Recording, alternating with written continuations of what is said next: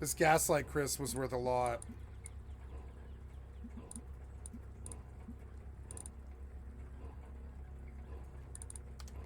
And she filled the water skin too.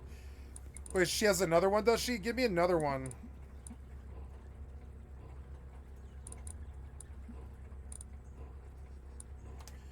Yeah, I got all of her water skins. Awesome.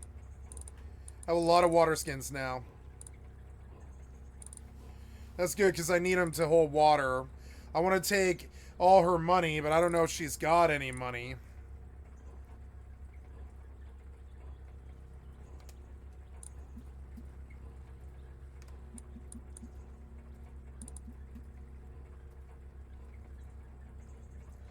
Oh yeah, those poison tip spears, they weren't worth anything. That's sad. That's okay.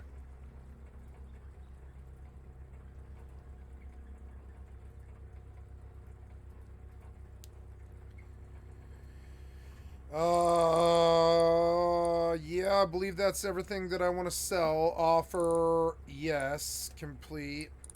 Okay, and we had a pretty good trade here. Her and I did some pretty good fucking business. Let's keep going. These beetles seem to really want me. I must have an axe equipped in my main hand, but I do. What?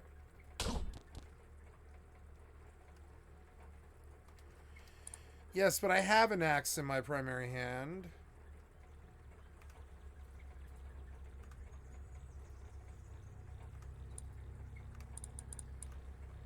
Well, I don't know.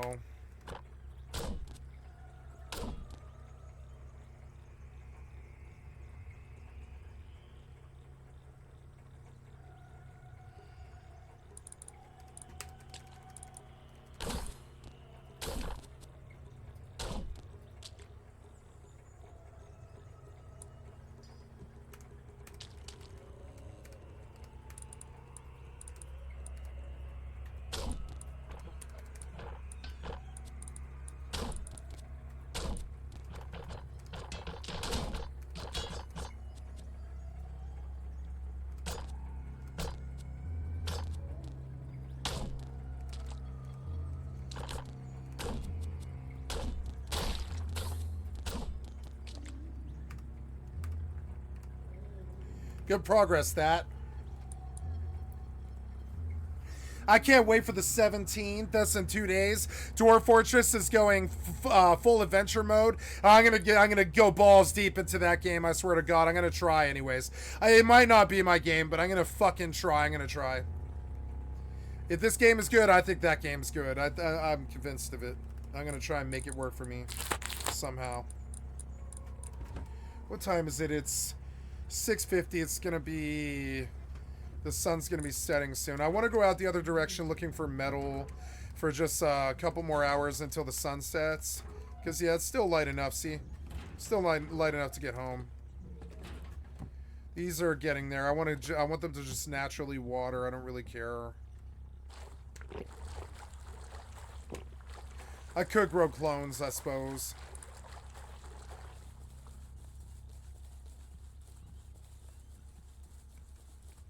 Can't believe that tugboat's still there. I wish the metal doors would rot off them.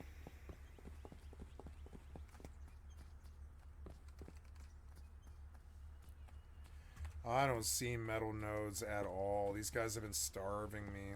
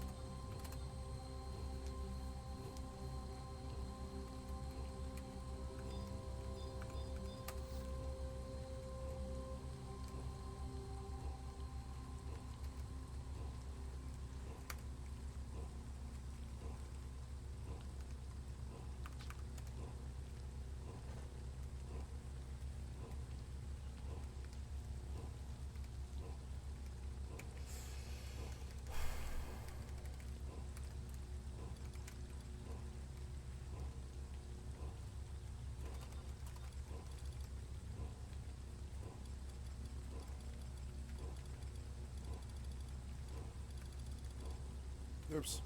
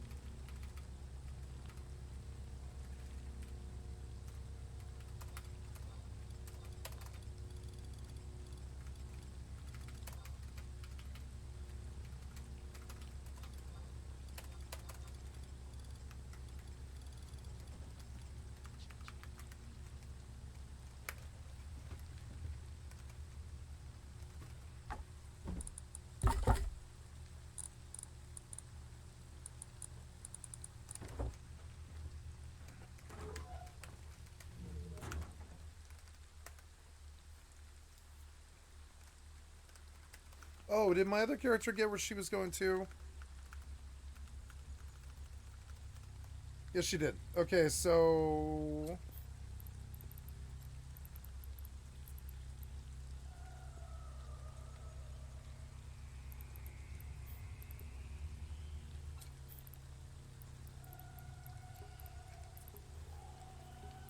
$64 mil.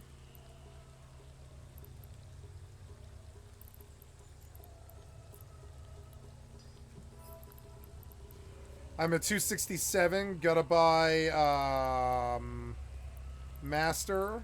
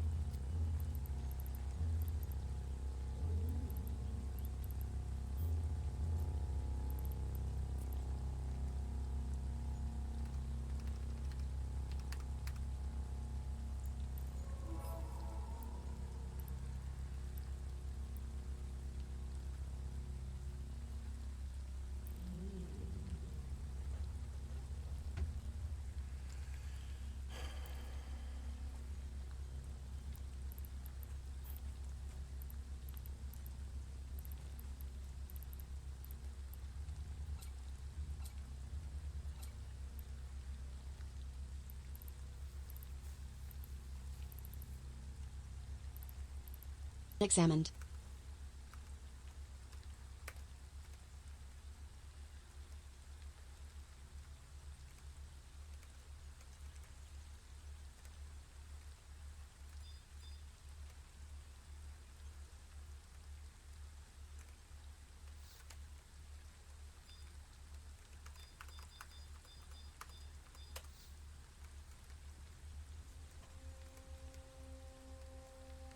Wow, there is a lot more people here. It's funny.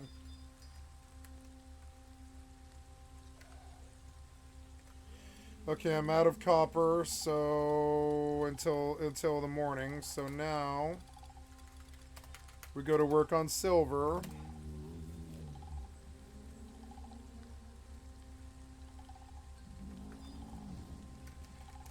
And I'm going out.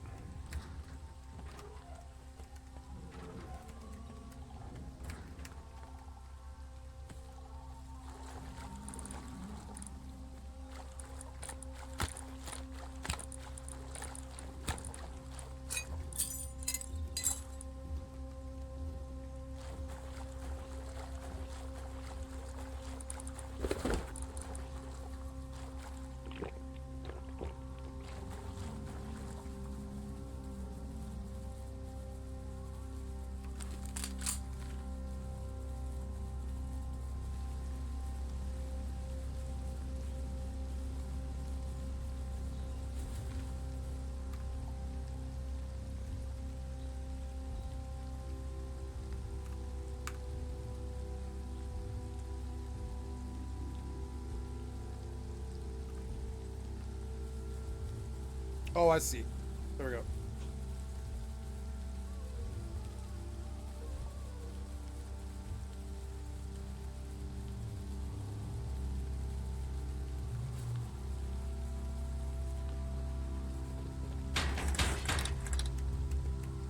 Auto turret. I should technically just go right the fuck back. I can't believe I got an auto turret in a barrel. I'm going right the fuck back. They lit a smart switch, which is also, like... You can't use those on hardcore, but... Like, it's good. It's good. It's good recycle. I'm going right the fuck back. I mean, that's better than the initial run I was gonna do. So now I don't even have to worry about recovering that auto turret. I can just slap this down and power it.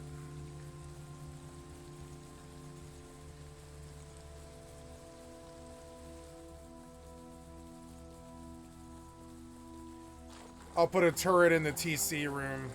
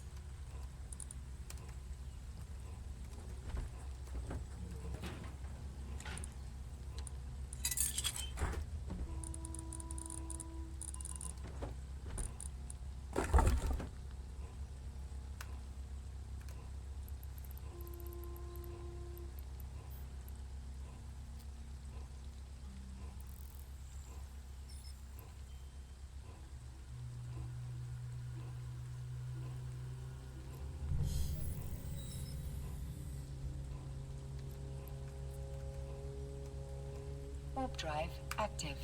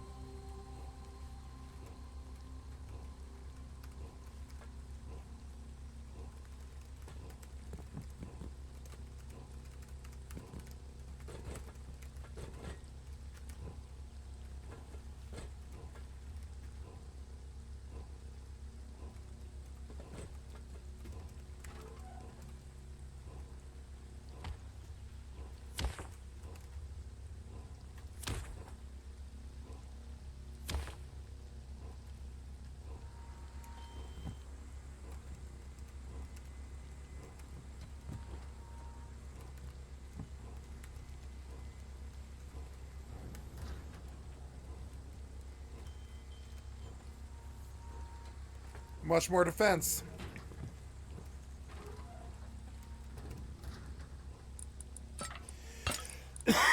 Not hard to set up either, and it also freed up space so I can put a T3 down.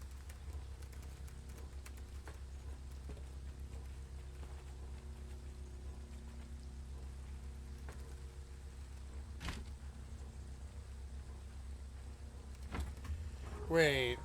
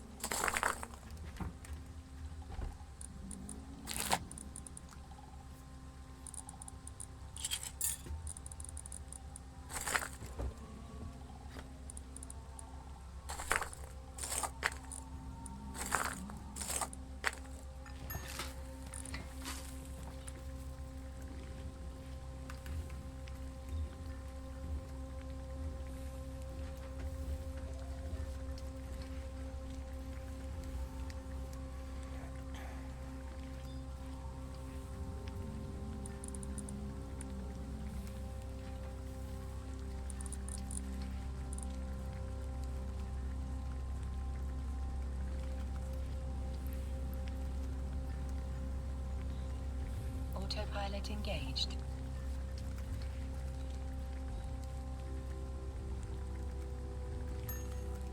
Warping to Stargate.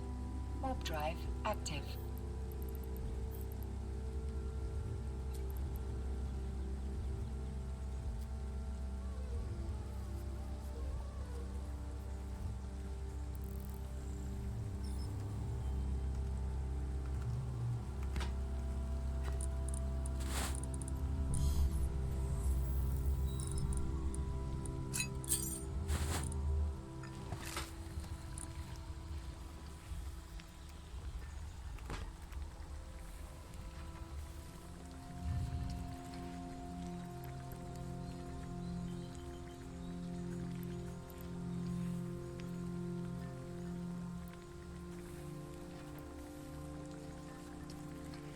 Approaching Stargate.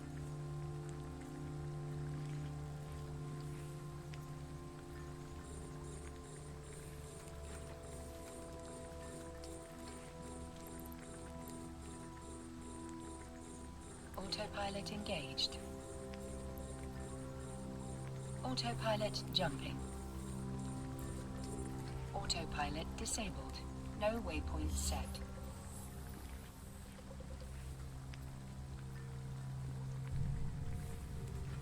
Warping to Stargate. Warp drive active. Autopilot engaged. Autopilot disabled. No waypoint set.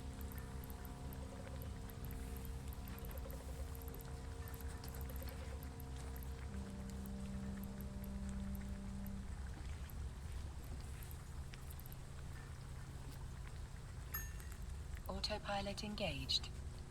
Warping to Stargate. Warp drive active.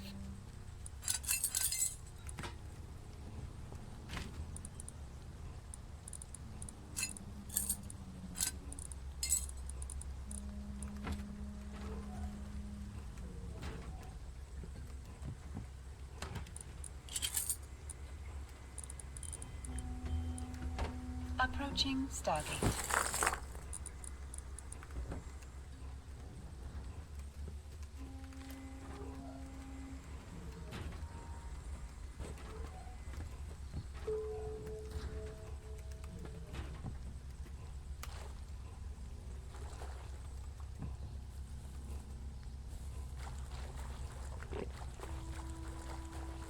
Autopilot jumping.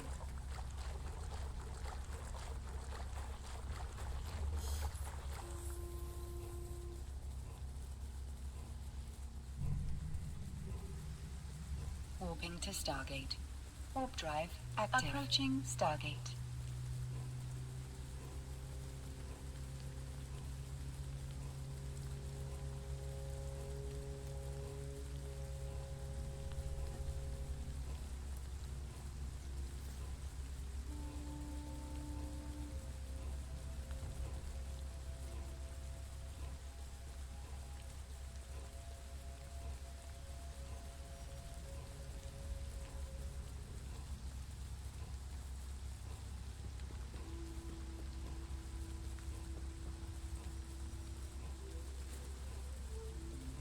Approaching Stargate.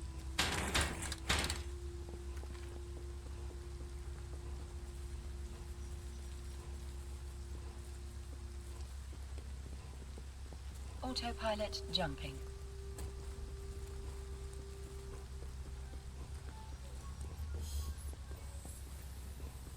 Autopilot jumping. I'm gonna check and see if the Warping locked to crate Stargate. is there. Warp I drive don't think it active. is. Oh, it is. Wait. Oh, look. Oh, yeah. We gotta go get a laptop. I Warping didn't to know. Stargate. Warp drive active. Gotta go back home.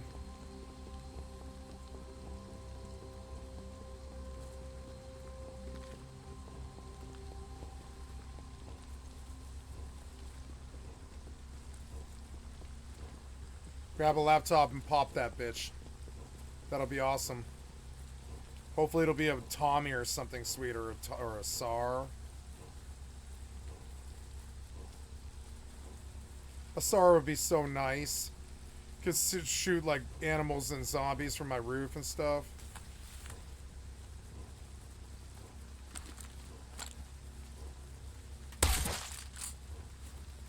Approaching Stargate. Approaching Stargate.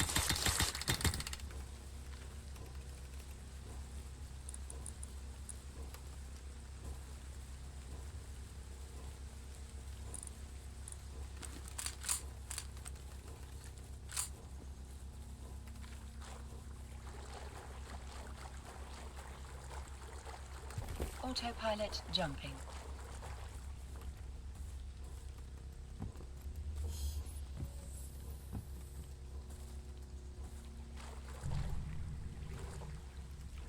Warping to Stargate. Yeah, all those pot plants, yeah. They all, like, got older, huh?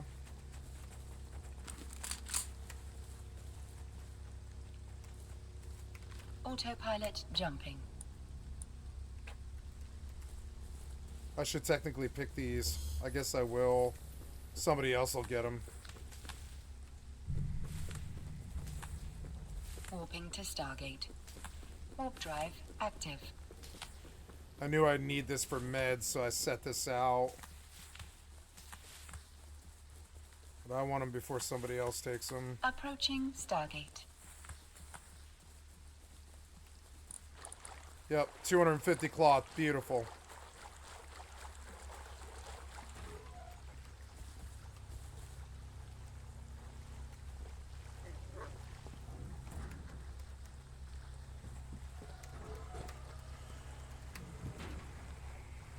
Autopilot jumping.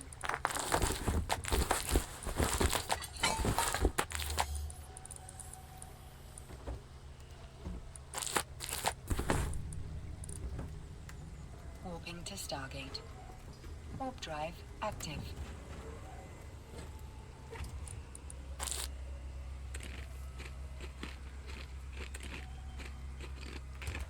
Approaching Stargate.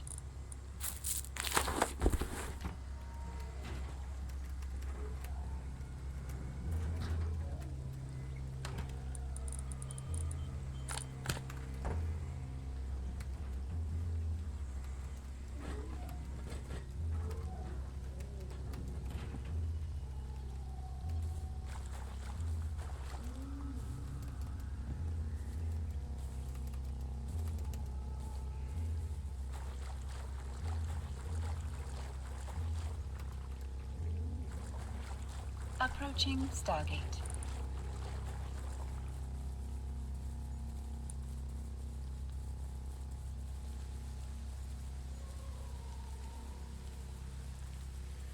I should have brought the cloth. I didn't really mean to leave it behind. That's alright. Autopilot jumping.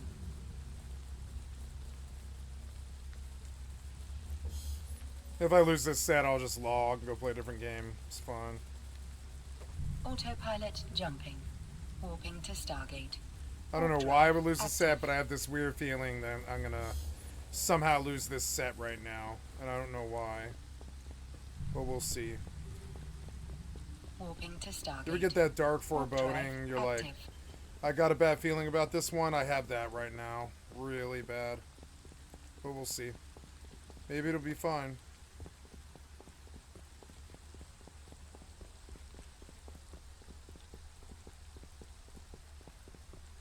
I didn't know it landed here.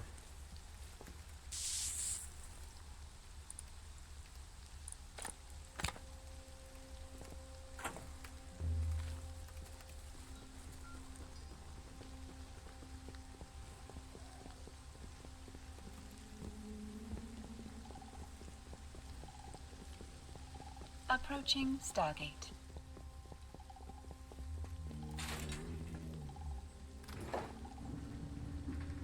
Approaching Stargate.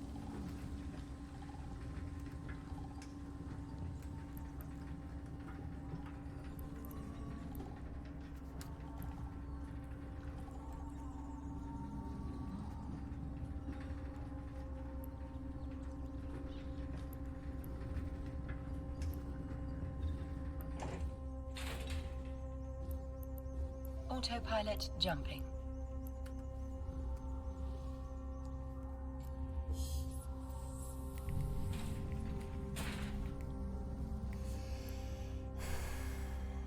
Warping to Stargate. Warp drive active. Beautiful. Autopilot jumping.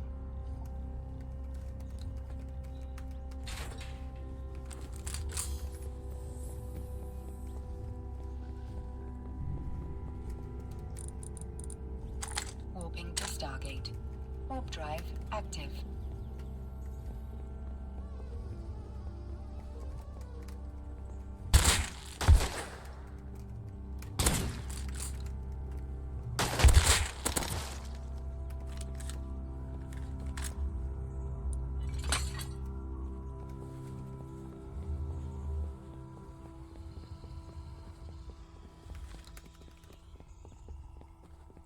Approaching Stargate.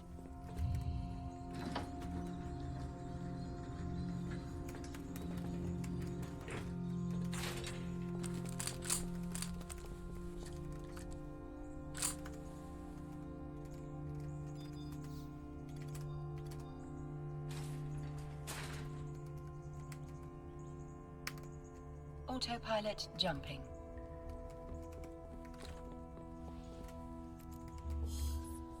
Approaching Stargate. Warping to Stargate. Warp drive active.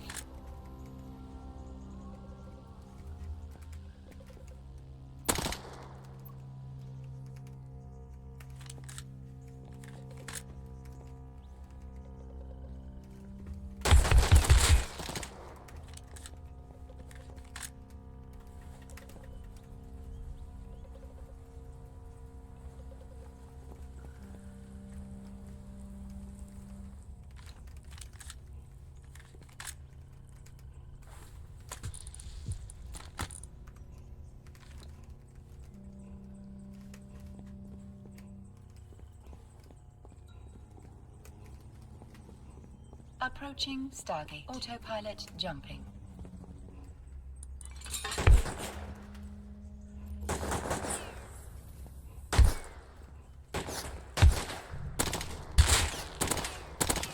Warping to Stargate. Warp drive active. Autopilot jumping.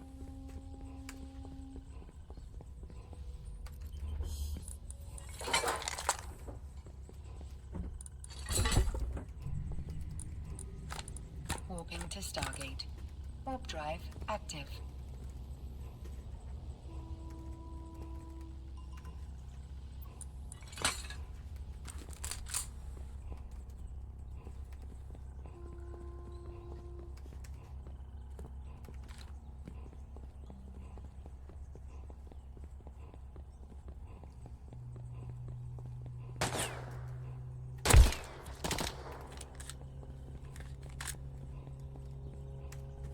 Approaching Stargate.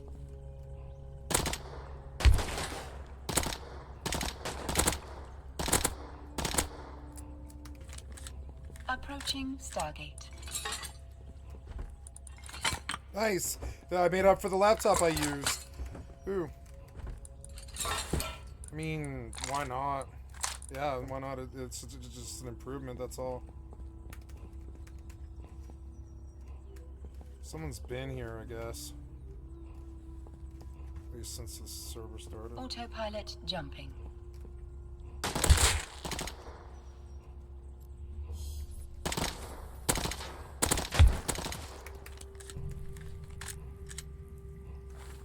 Warping to Stargate. Warp drive. Autopilot jumping.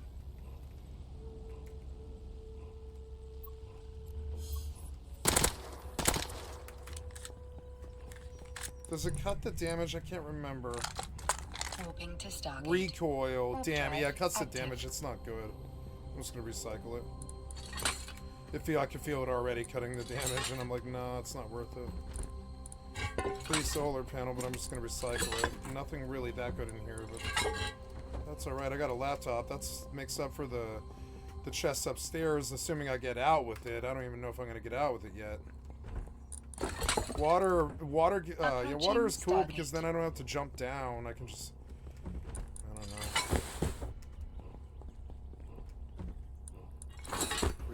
Like miner's helmet, but Yeah, nothing too good, unfortunately. Nothing too good. Oh well. The chests upstairs will have one good thing, probably. One good thing. They're probably not even the ammo to use it either. Autopilot jumping. I am full of stuff that isn't really of value to me, like that. Approaching Stargate. That's of value to me, but ooh, that's of value to me, definitely. Warp drive active. That's cool. I'm glad I finally got a compound bow. I actually really wanted one. Alright, now we go up and get the inevitable, like, fucking chokehold gank here. If there's gonna be a gank, it'll be now, so just be ready. If I die, guys, I'm calling it first, you know? I'm saying... Man, maybe this thing might be faster than them.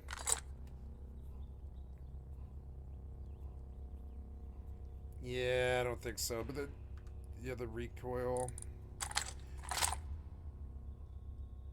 It might fit for this gank, you know? I'd never use this, I might as well use it just to learn it. I mean, it cuts the damage of an already kind of weak weapon. I'm not really willing to do it. Approaching Stargate. If it was an MP5, I would.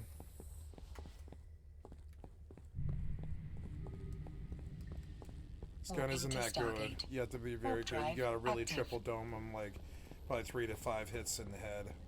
It's annoying, but it works. It kills them. But you definitely have to be like Johnny on the spot with it, ready to dome them, triple them and shit, you know? Just watching the corners, slicing the pie. Autopilot jumping. Yeah, grenade could come down here into the elevator shafts. Somebody could be down halfway, waiting to drop in with an Aoka. Warping to Stargate. I don't know why I have a bad feeling. It's just because I'm doing a really high value loot run. And I have a bad feeling about it because there's many, many bases in this neighborhood. I've seen them. There's like 5 bases in this neighborhood, including mine. And so, like, I'm very nervous that I will see somebody here. So you just slice the pie, you take the time, and you just cover the corners, listen and watch for the gank, and pray that nobody comes, because it's the zombie server, but there is 10 people on right now, and they all might be kind of converging to where I am right now, too, so it's, like, annoying. Ooh, that's valuable, wow. I didn't know that was there. Approaching Stargate.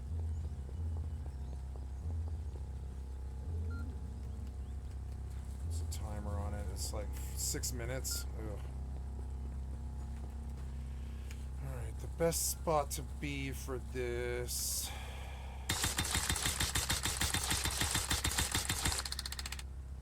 Best spot to be for this would be like... Autopilot jumping. I mean, right at the goddamn box, frankly. Yep, this is good cover. Autopilot jumping. This cover's great. Yep, this is great cover. They're not getting in here. Not without fucking popping me quick without a stream sniper or something like that. They're not getting me. I'm gonna go piss so I can relax. I'll be right back, guys. I gotta pee pretty badly. Warp drive active.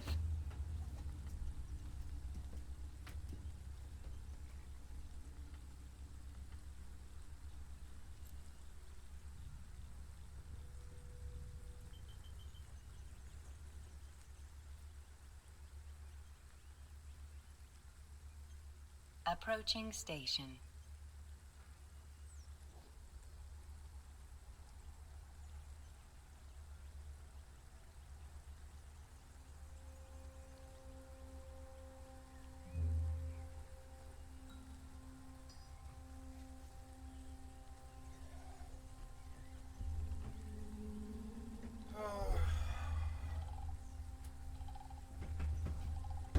Okay, so we try not to think about the high-risk stuff that we're doing. And we just go focus on something else, you know? To go do something else and not think about it. And if I die, I died. So be it. Autopilot disabled. Ooh, money. I'm already at 50k. Looking, I'm going to keep going, too.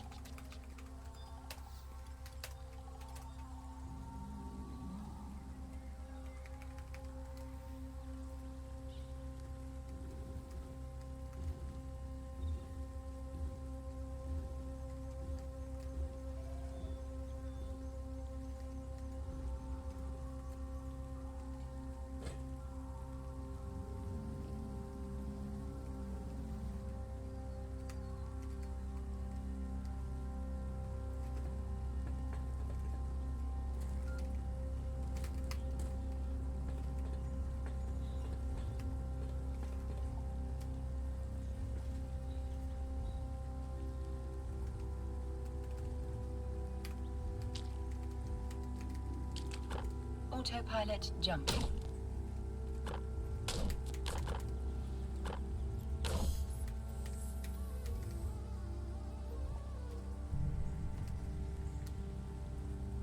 Warping to Stargate. Warp drive active.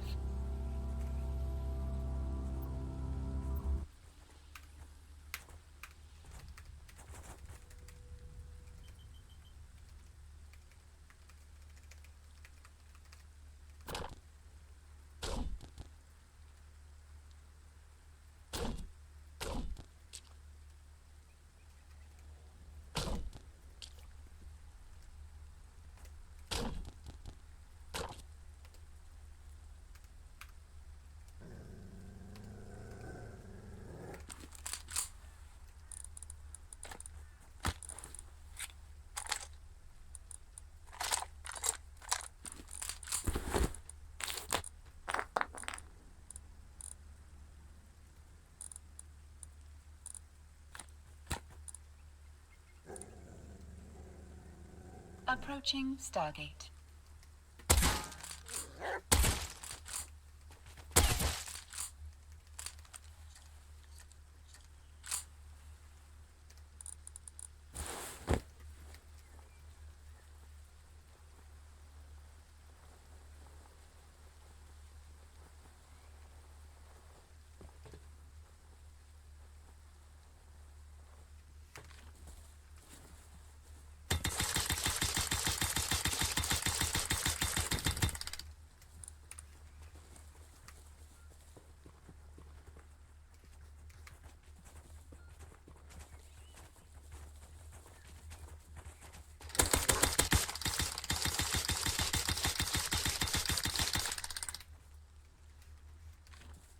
No any surprises from these idiot wolves.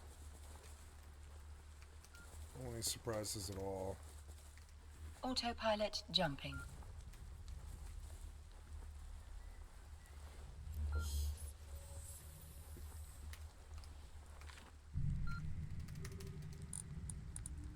Warping to Stargate. Warp drive active.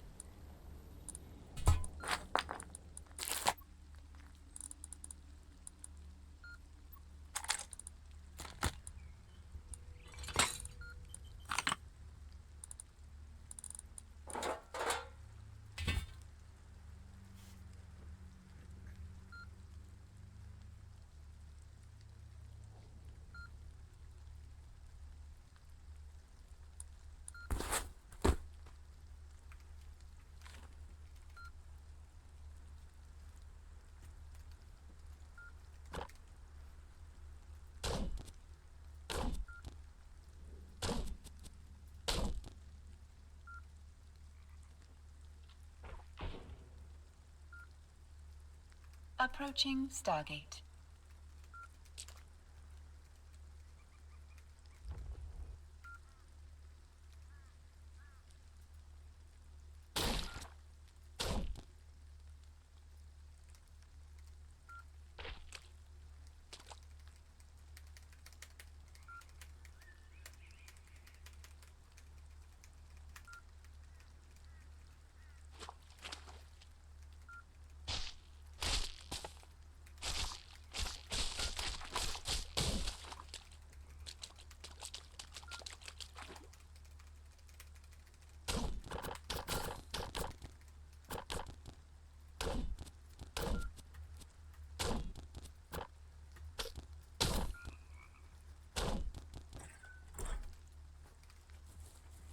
Autopilot jumping. SAR!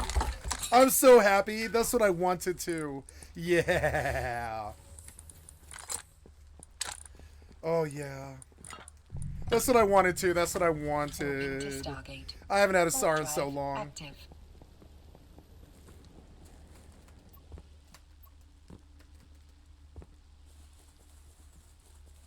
Ooh. Oh, I have a SAR. I'm going to be able to kill all these dumb animals all the time now. I need to spend all the rest of my points. Ooh, and a laser, too. Laser as well. Laser was really good, actually. I'm super happy about that, too. Yeah. Got a lot of stuff here. Not bad, not bad, not bad. Got a SAR. I really didn't expect that. Fucking really did not expect that.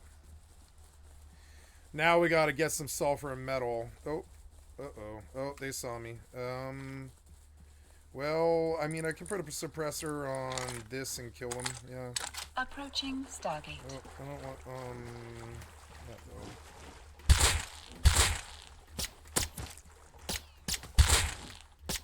Just don't want them pushing me in the water.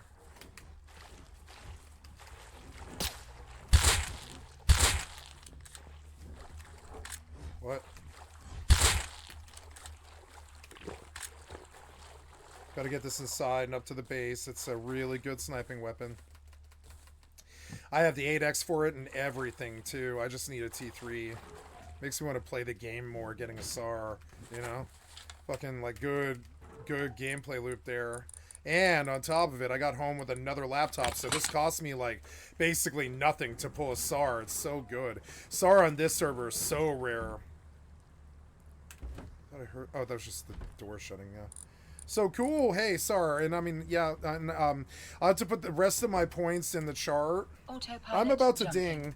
But I'm putting the rest of my points in the chart into one of these is like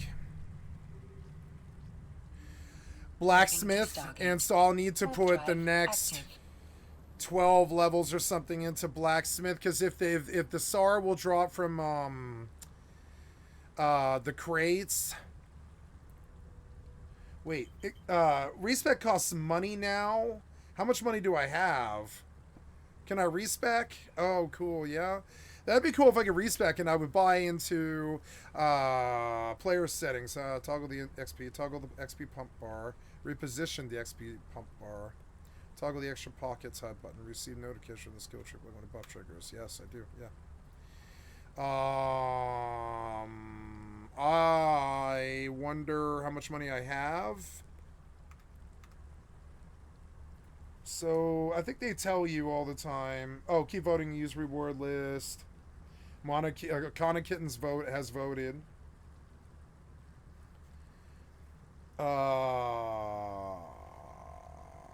Approaching Stargate. Trying to...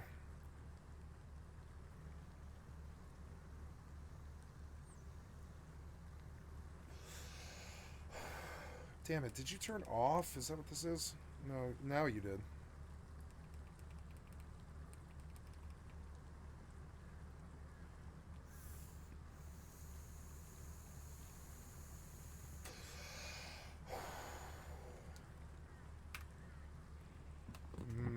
So good. Alright, so I have 100 scrap for the bench. I don't know where it is I'm putting that stuff. I got a SAR, which is really good. We'll put all the suppressor workings on the SAR. And we'll go out looking for metal now. Oh, wait, no, I need to do some more crafting. Autopilot jumping. There we go. And I am home. And I have a spare Master at Arms. Warp drive active. That's good. I will... oh, and I have the booster in, right? I used the booster, did I? Nope, wrong one. I'm looking for you. Characters. Master. You. Character. Master. Very good. Very good. I suppose I should get her a Yeti Ice Harvester now. I didn't think about that.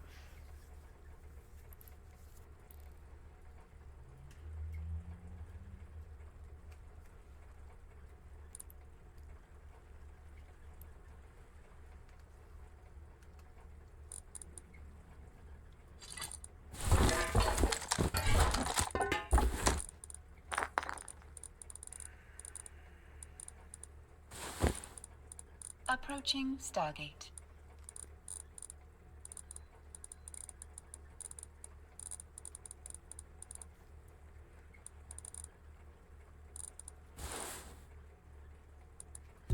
Large water catcher is really good. But I mean, also I don't need it per se. But it would be cooler if it was on the roof where I didn't have to jump down all the time. I could just run to it. Yep. And yeah, can I put it up here somewhere? No. These are hard to do.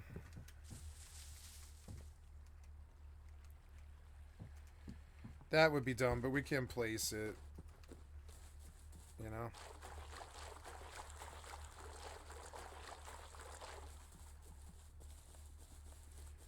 I'll put it by the fishing village because I don't need it. I've got a really like a lot of water. Well, no, I don't know. Like maybe I do need it. Maybe I need to run a hose from this to a pump. Autopilot jumping. No, that'll never happen. I'm not doing that. So I can't place it there. I don't think because it's like too close to the on the fishing village. Warp drive active.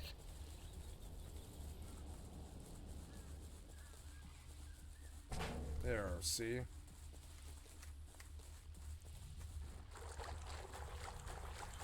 The laser is really good. Gotta research that.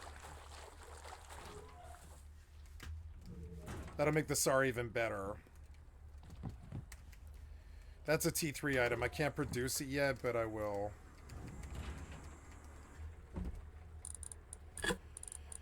Hammer, campfire, bunny ears. There's a electrical branch, but I don't need it. This thing sucks. Station. Get rid of it. That thing sucks. Get rid of it. Dump all the rest of this in there. It was close. That thing sucks. Get rid of it. I don't know. Spirit gun's cool, but I don't really want to mess with it. I'm just gonna recycle it. I should run the road now, or well, I mean, I have a SAR. I should mess with the SAR, but I mean, I need the materials to use the SAR with. So I'm gonna go out with. Oh, I got that compound bow. Yeah, that makes my job much easier. So, where did the scrap go? Scrap and scrap, and that's enough. I think. I think that's enough. I think. I don't know. Let's see. Ah. Docking request accepted.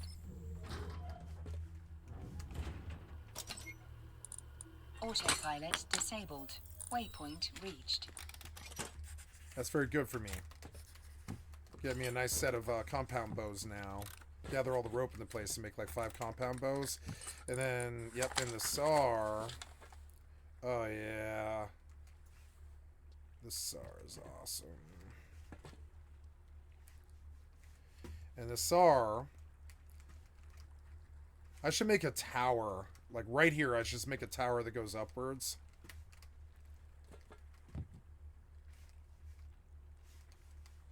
Yep. A metal tower that just like goes up with wire frames. Yeah, why not? Just go up there with webbing. Yep. And just go up there and shoot downwards on a day and see who's coming maybe, or I don't know. Like I could do something cool, like right here. I could put it right here. I could do an entrance, with a. I don't know. I don't know what I would do. Yeah, I will. I'll build a tower right the fuck there. Why not? There's nothing stopping me really. I'll build a tower right there, and I'll walk right up, and I'll jump on the webbing on it, and I'll climb it up, and I'll get on the tower. Yeah, why not? And I'll build it with yeah, I'll build a tower right here, going all the way up to the sky. With stone, probably. I could do that now. I have a lot of stone.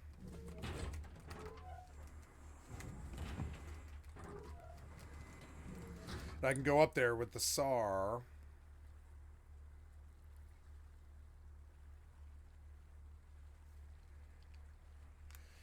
And shoot downwards at the animals and stuff. And I don't know, like, have a tower. I mean, towers are cool. I mean, I don't use the tower that much. And every time I do, it draws attention to the base. Maybe I won't. Anyways, I need the 5.56 to fill this mag.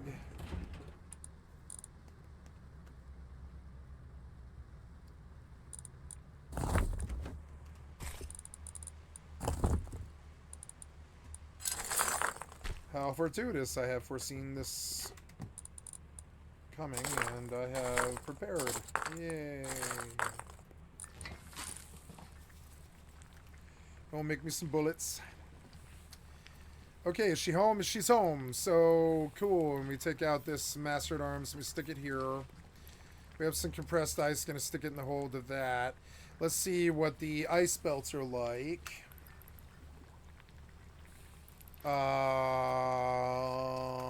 I think I'm done with Caves of Cud for now. I got some good progress here. Actually, I'll kill that beetle. Yep. And save and quit. Press space. Quit. Yep.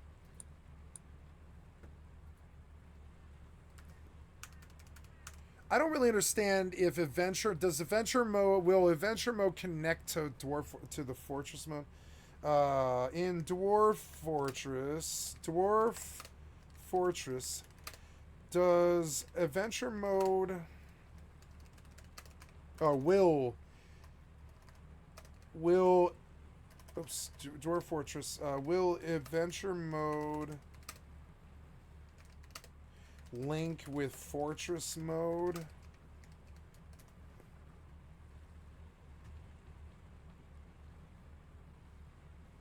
You can visit every site you see on the world map in fortress mode in adventure mode.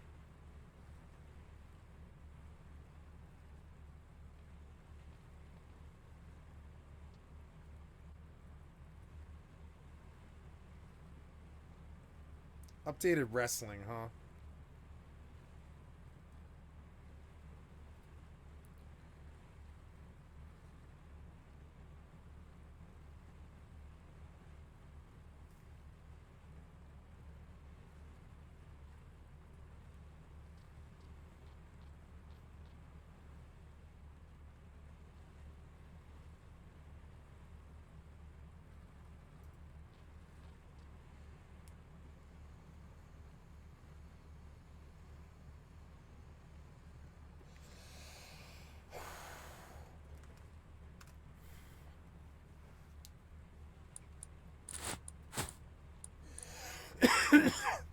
I want to build a Lord of the Rings party with like an elven healer, a goblin archer, a dwarf tank, well, I wouldn't be human. I would be I'll be the elf healer, right? I want to be the elf healer, but I want to bring a goblin archer, a dwarf tank, a human sword, like a barbarian, and and another elf black mage. And then I want to run like a 6-person party and make all the decisions. So they're like leaving a room takes like an entire real life day, and I don't rush anything, right? And I'm like, yeah, okay, time to leave the inn now. It took us 36 real life days. We talked to everybody here. We rented a room. We got all 6 people like caught up on their skills and got rumors of where we're going and stuff. And now we're gonna walk down the street, and I expect that to take 2 real life days. That's what I'm gonna do. I keep thinking the Caves of Cut is probably better if you try not to die, but I want to see all the content. I think it's a little boring otherwise. It's kind of unfortunate, but yeah. So we're gonna take a look and see if there are any fleets up. Social fleet. Oh, do I have something new under corporation? I have an open corporation, recruitment, member standings. Wait, no, what do you mean?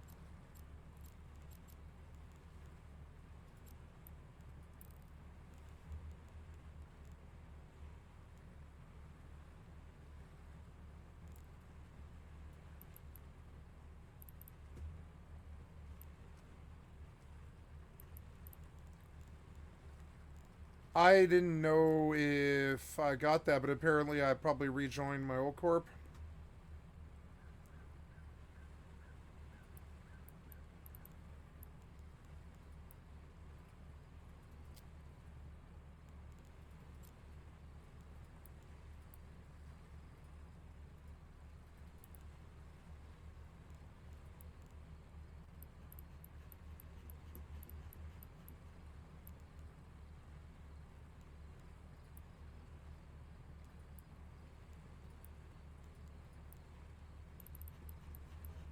Okay, I don't know, but I can't tell where this invite is.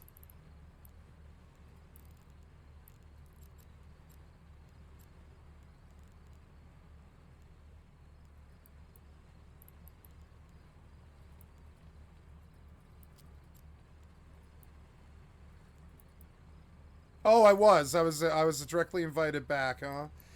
Yeah.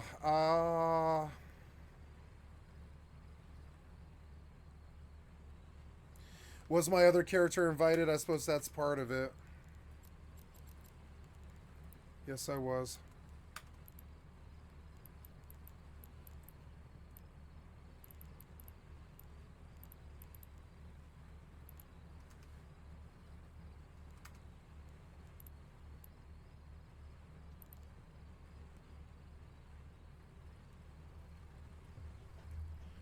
If I do that, everything I have out here will,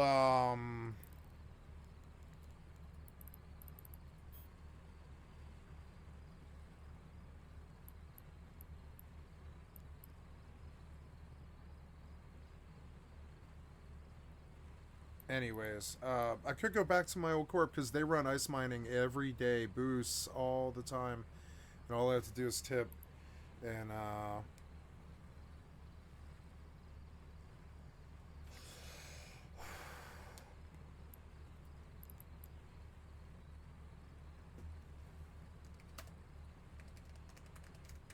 no, I don't want to leave yet. I have to actually make sure all of my stuff is out of their standings because I won't be able to get in this the minute that I leave the corp. So everything I have out here, I have to get it like moved, which I guess I'll do. Yep. Everything I have out here has to be in a public like place. So yeah, the Master at Arms needs to go with me, but that's it for here. And so personal assets wise, we're gonna get rid of everything. We're gonna take a look at everything I've got here in this area.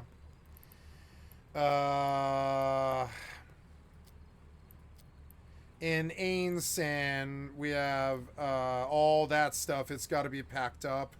So I'll set destination there, and I'll just try and pack it up into all of my ships, and then I'll park them in a public station out here, and I'll move them all, and I'll rejoin this other corp, and I'll leave this corp today. I like this corp, but they're not active enough for me, and yeah, and yeah, yeah.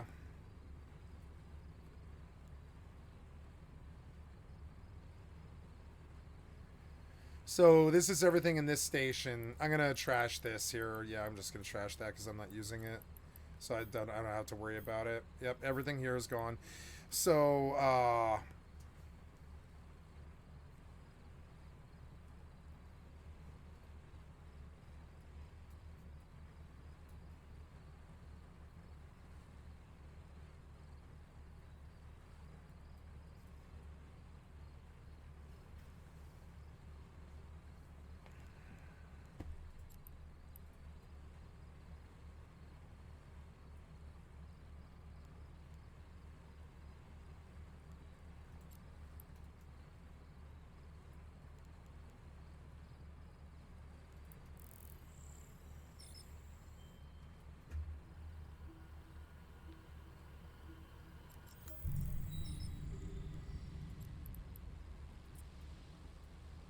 Warp drive active. no, I don't have to say anything. What are they gonna do? They look at me. They'll see the name and they'll understand. They won't need. No one need to know anything. Autopilot engaged. Okay, so 556 is that and that. Hopefully this will make like enough so I can screw around with this and kill animals and stuff. Yep, and I got a nice flashlight on it. I'm going to research the laser. The laser is pretty dope.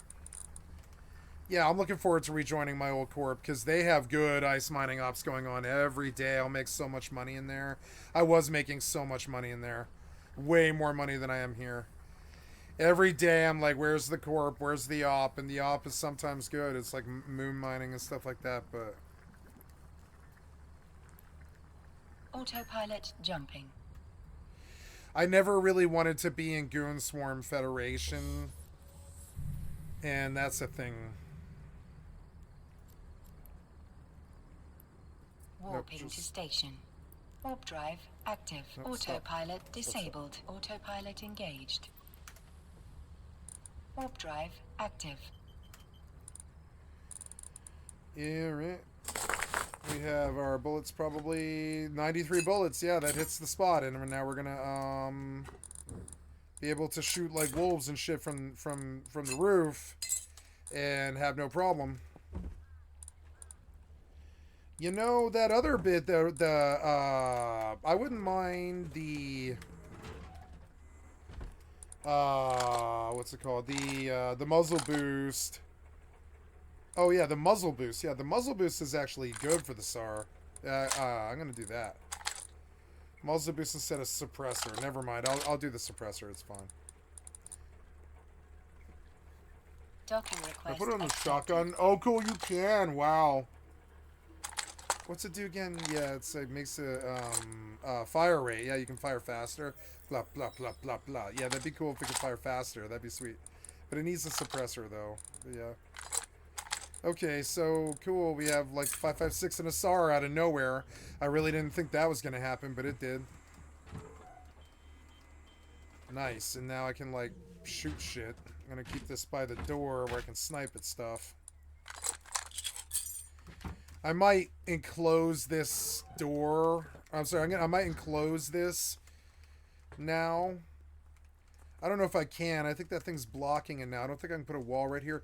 But what I want to do is I want to do like just a wall here and a wall there if it'll let me, or like a wall there on that direction, and put a what do they call a square ladder hatch right here, and then do wireframe all the way up to a really tall tower as far as it'll let me go. And just use the ladder thing.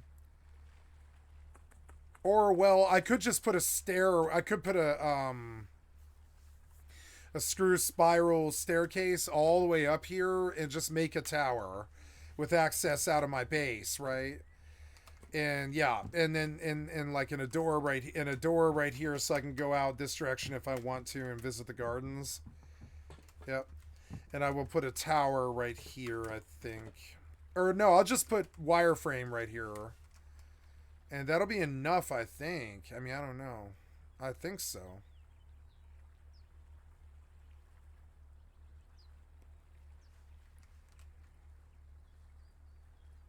Yeah, I believe it does work. Let's go do the preliminary stuff, because I have all this stuff. Right?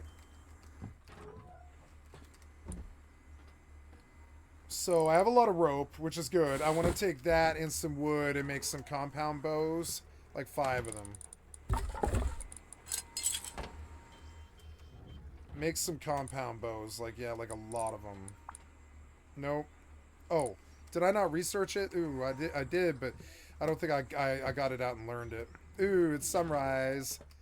Sunrise time. I'm cheaper now. Now that I have the SAR, this gun doesn't feel so dear to me anymore. Sweet. Okay, let's go make compound bows. Beautiful sunrise, though. Yeah. I love the world of Rust. I just wish it wasn't so empty and so full of shitheads. I think it could be such a good game full of people who were just trying to play the game for what it was, instead of people trying to shit on each other all the time, you know? I feel like my thumb is sticking out more than it should. Do you guys see that? My thumb is like deformed.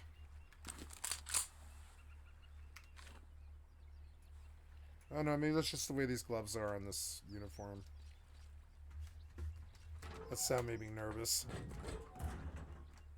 What was it? It was Final Fantasy XI, huh? Yep. Okay, I'm gonna load some Borderlands. Oh no, I don't know. Rust is open. I want to call this a successful time on Rust. 21 hours is not that long. Oh, because I pulled metal. That's why. There we go. I pulled metal, and I'm going to make 5 compound bows. Weapons. Star. Compound bow. 6 of them. We'll put those in boxes upstairs. The rest of these, oh, maybe my kit now. Can I use my kit now? No, 2 hours. So we'll come back, but I'm going to switch games here, I believe, and play some Borderlands 3. So, rope, helmet, yep, and then, well, while I'm at it, I'll just produce a whole fuck ton of ammo.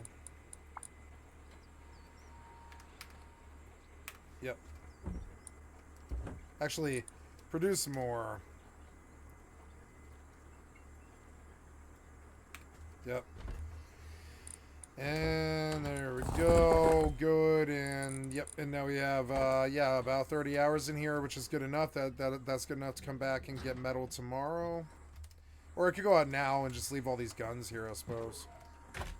I suppose I will.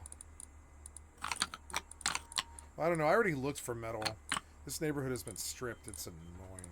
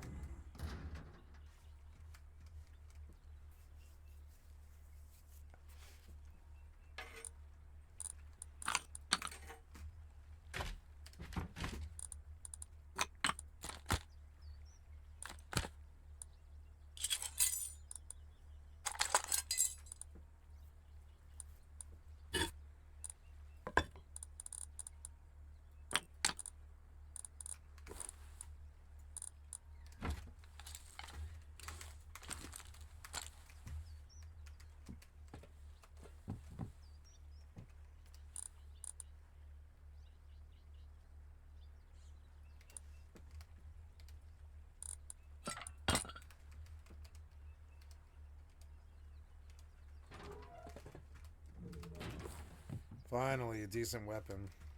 Oh, can I change the skin on it at all? No, but can do that.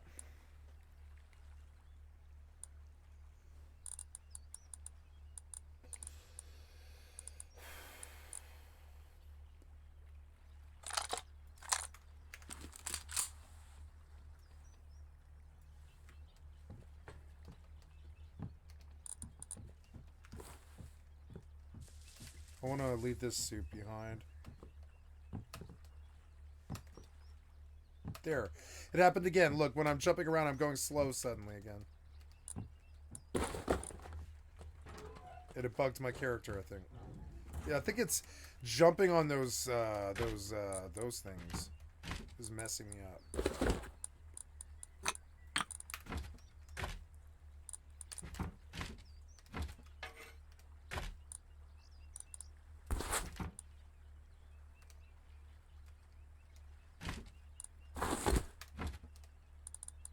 Do I know ladder now?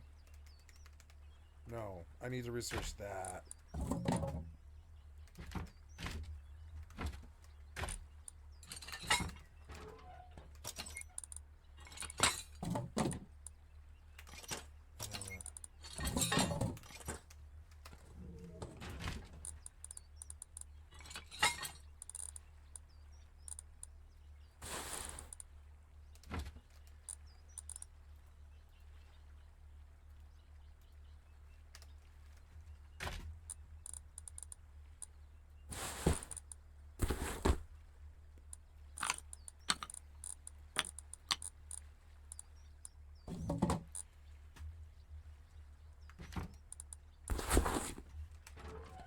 Okay, so we go around the road in the hopes that it leads us to metal, and we'll go as far down the, we'll go as far down the, see, I feel all glitched now. It's weird. Why do I feel all glitched? Jumping on those lanterns messes you up, I think. Oh...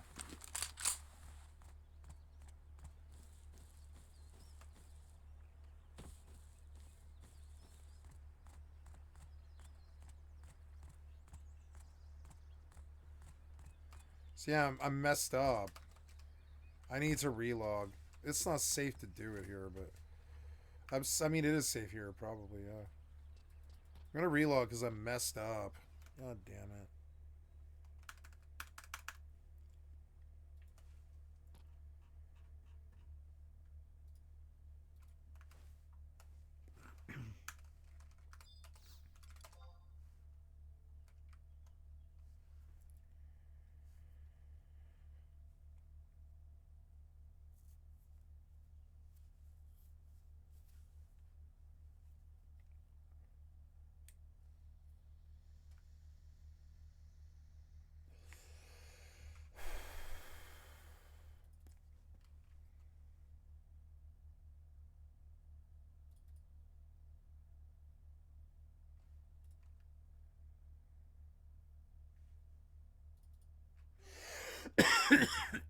Excuse me.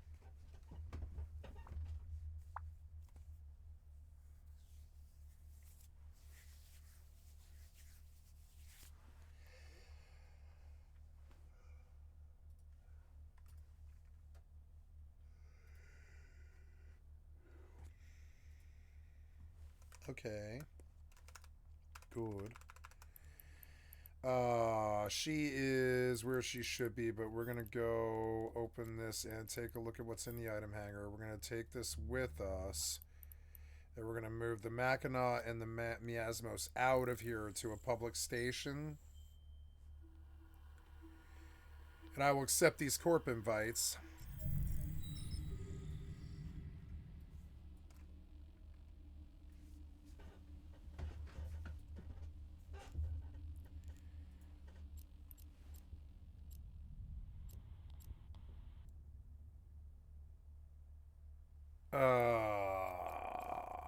I am attempting to go to. Damn it! There's nothing out here. Well, I won't get locked out of Tyranny's Ice Palace, I don't think. So we'll go. Warp drive active.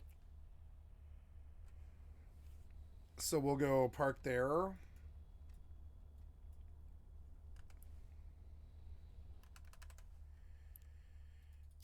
Yep, and now I'm in Ainsan. I'm here to pick up a bunch of stuff, whatever, like just stuff the Mackinac full. Yep, not enough cargo space. Okay, well. Now the Mac's full. We're gonna go dump the Mac at Tyranny's, and we're just gonna move all the stuff to Tyranny's, which is fine. I like this corp, but they're not social enough. They're not active enough, and they're not as good as Ab Order. And the only reason I left Ab Order is I wasn't willing. I was not willing to block my text at that my text chat at that time. But I am now. I've learned to just do it. Just block the chat. It took me a long time to get there, though. I wanted the chat. I wanted the world to see the chat. But now I'm just like, no, I'd rather preserve their privacy. You know. But it took me a long time to get around to where, I mean, I left the corp over it. I was like, I will not block my chat. No. You will not tell me what to do. But I mean, like, yeah. Structures, Cassiopeia. Wow, they made a new one, too. Like, this is a great corp, but I mean, it's not what I'm looking for. So, Lytle and Morrow. Into Lytle, we can dump it. Tyrannies. Yeah.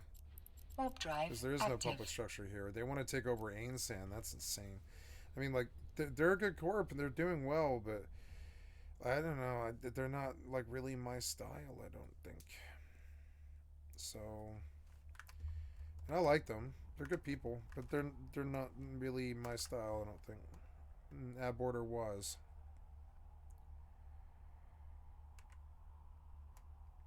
Oh.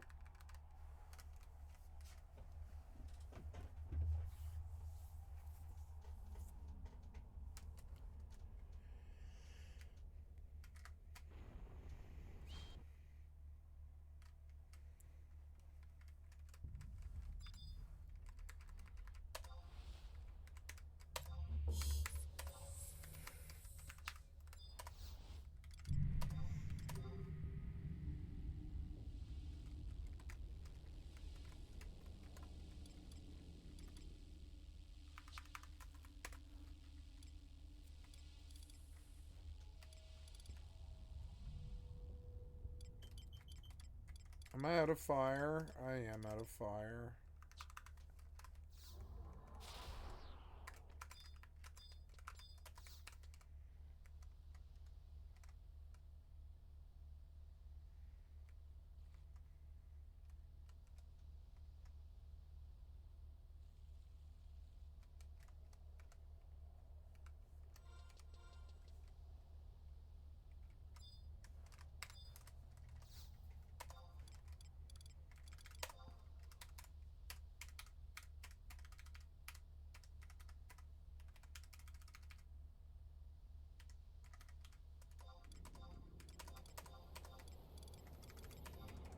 You're 75K.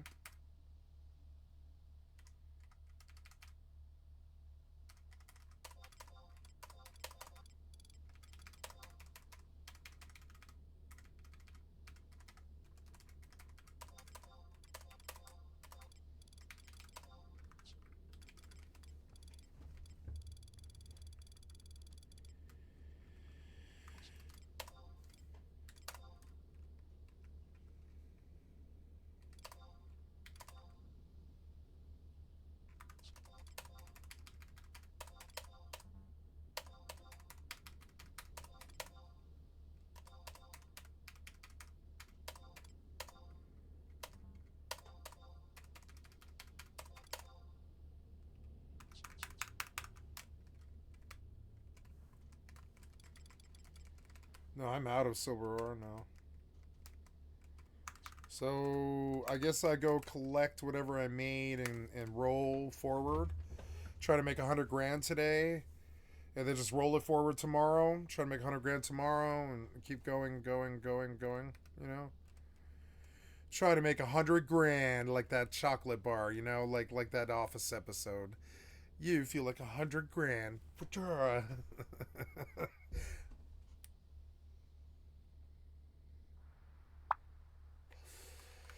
All right, I'm back in. Did I die or get robbed? No.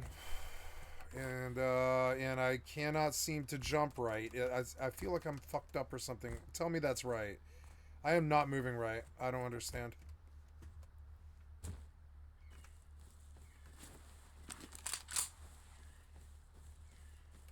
I don't know what it is.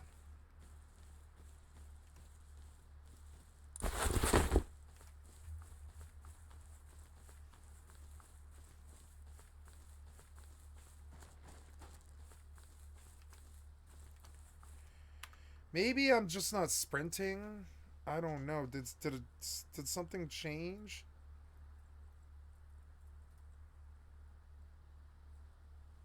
Yeah.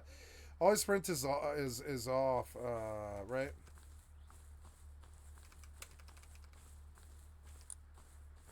If the movement feels weird to me, I don't know.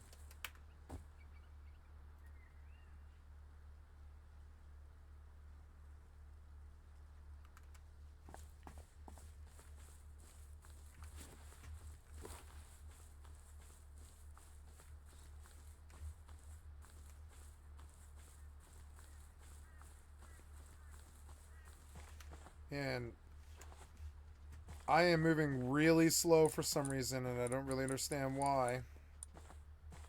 Something's like wrong with it or something. I don't know. I can barely move.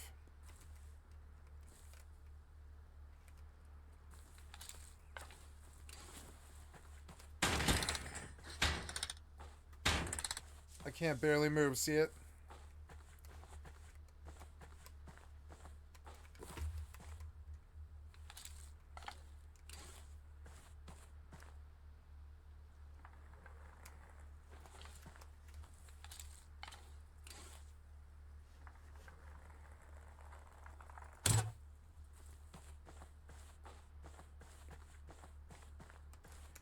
Something's wrong with my character. I think maybe I want to commit suicide in my base. I shouldn't have come out this far.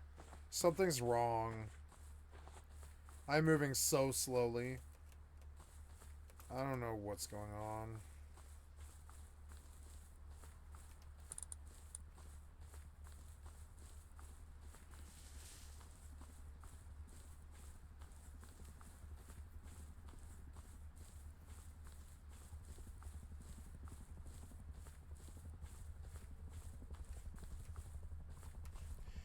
Maybe if I commit suicide, it'll fix it.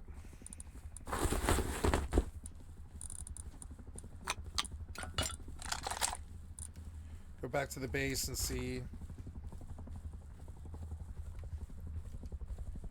Oh my god.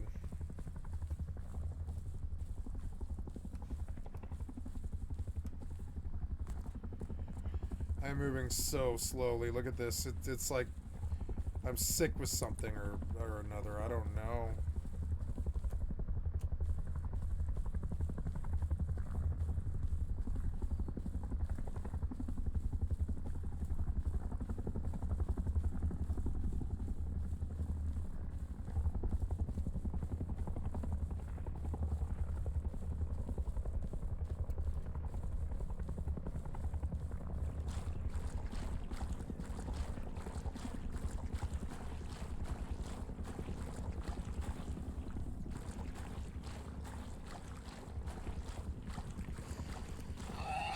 Oh no.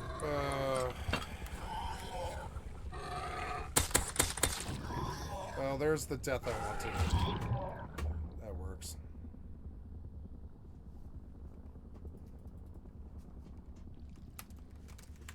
There, see, now I can move. Something glitched my character or something? I don't know. No, I'm glitched again.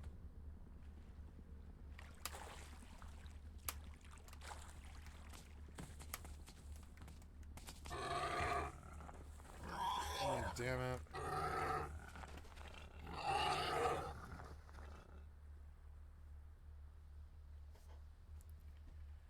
Fucking annoying.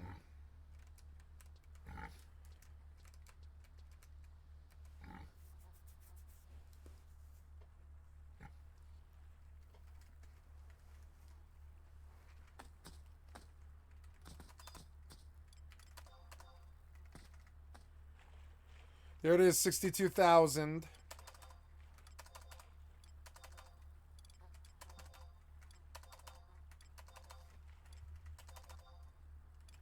Oh, no, wait, none of that was the silver ingots, I guess, which is odd.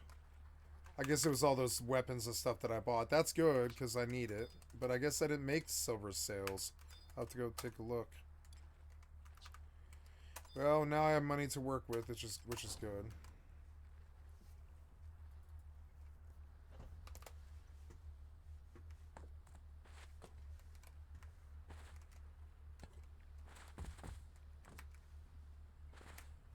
There, and it got bad again.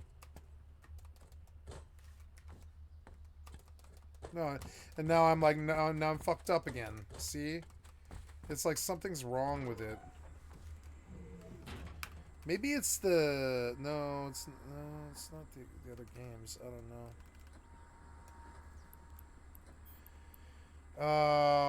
Yeah, in the... Oh, no. In this place has compressed icicle. I want that in the mining hold of the miasmos. And then,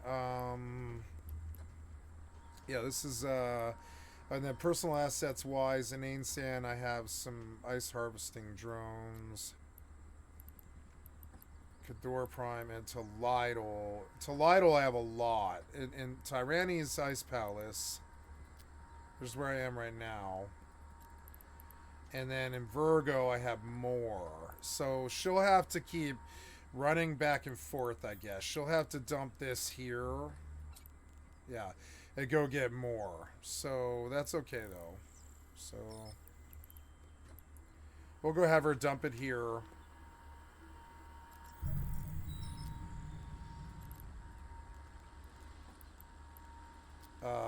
Personal assets.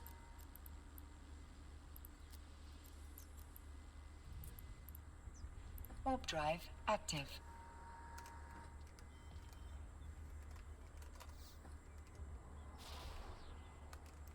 I don't know why Russ is acting up, but I suspect if I log, it'll go away. But yeah, look, I'm in like slow motion. I can even fall in slow motion. It's weird. Something's glitched the code of the game or something. I don't know what it is. But I want that fucking kit off the ground. I can tell you that. Yeah, look how slow I'm moving. That's ridiculous. Docking It's like I'm in request slow accepted. motion. It's weird.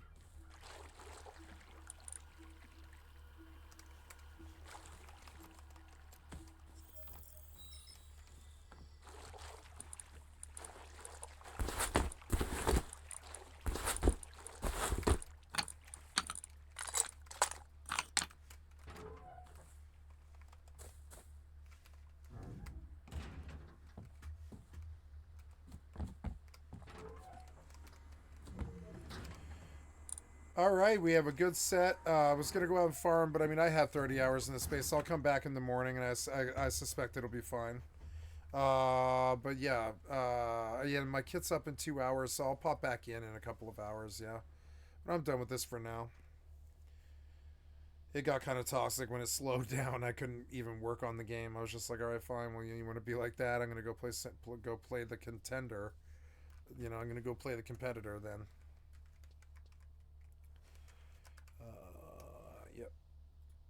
Yep, yep. Thank you. And okay, so while I am here, I am currently. Oh, no, there was nothing here. Wait, what? Okay. Wait, personal assets wise, you say that there's in Virgo. There's a bunch of ore, but I don't see what you're talking about. Are you talking about that? No. There is no ore here. What are we talking about here? Like, when I come to the inventory and I check, like, the item hanger, there is nothing here. So, like, I don't know. The personal assets, right? Oh, my God. It's because you're not updating. That's why. Oh, my God. There. All that crap I should try and pick up with the,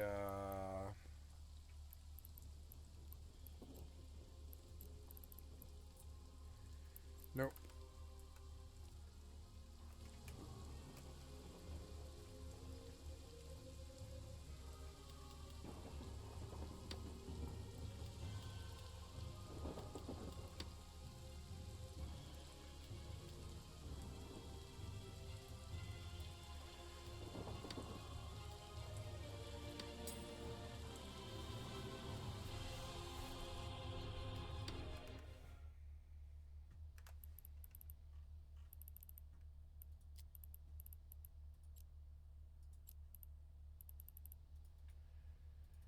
Okay, so just go there then and try and pick up all that stuff and move it. Autopilot engaged. And I'll jump corp while the jumping corp is good. Warping to Stargate. Warp drive active.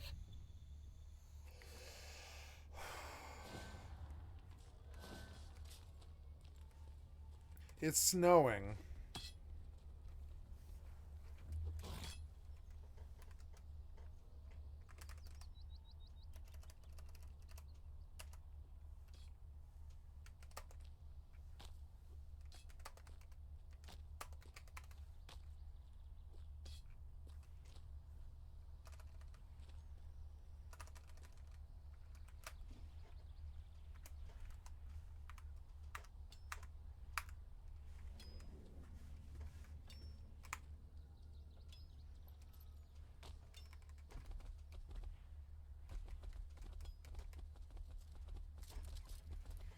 Wow. Approaching Stargate.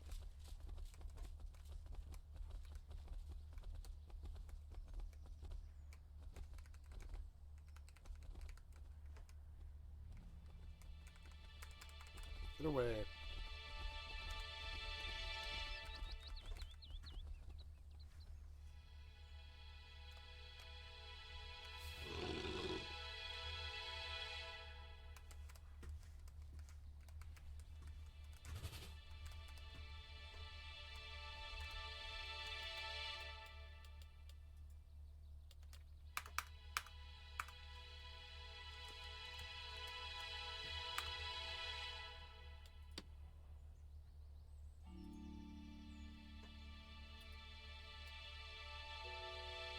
Autopilot jumping.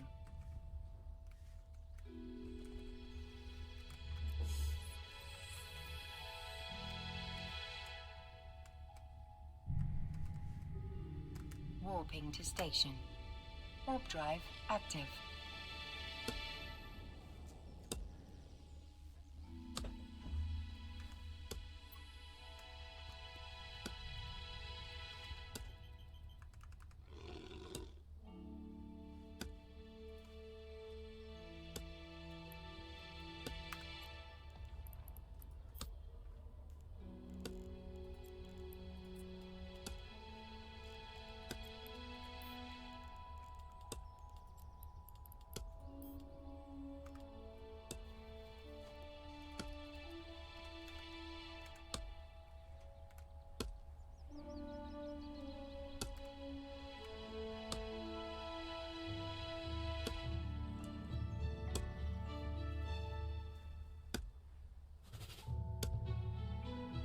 Approaching station.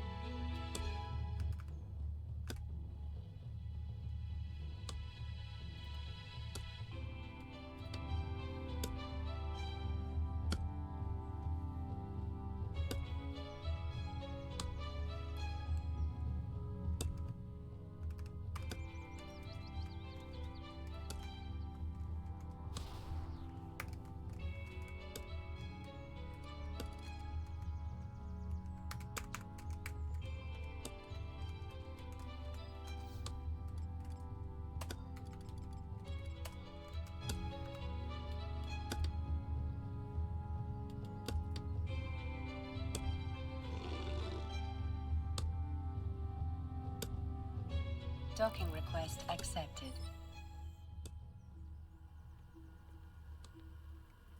Autopilot disabled. Waypoint reached.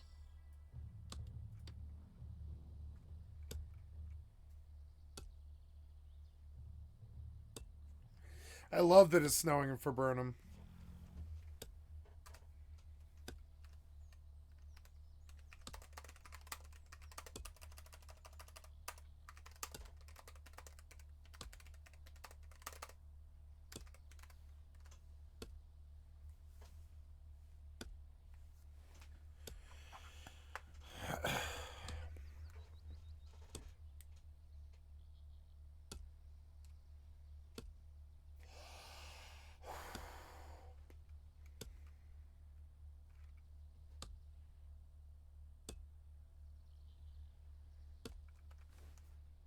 Awesome.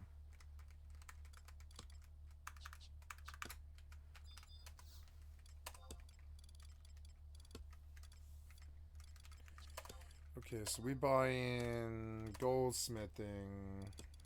Oh, I gotta take a look at EvE. I'm gonna take the invite while the invite's good. So, what happened here? Did you not? Autopilot engaged.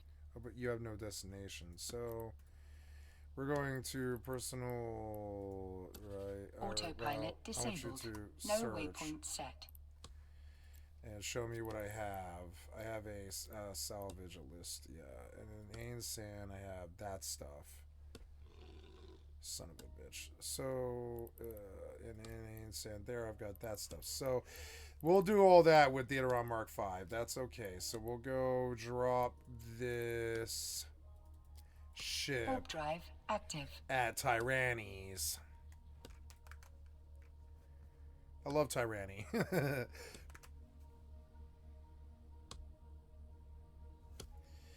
And I will have to join the Discord again.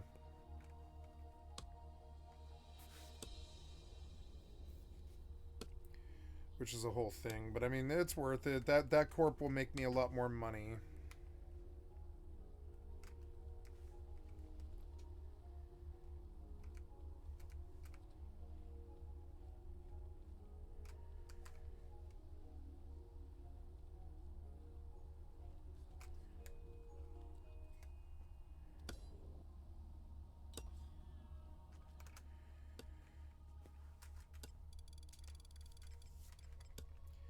Docking request accepted. Mithril ore is expensive, yeah. So, but mithril ingots are probably 60k, yeah. So, yeah, definite profit there.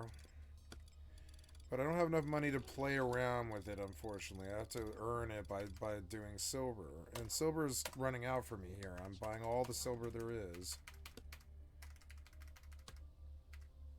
58, 57, 58, 58, 58,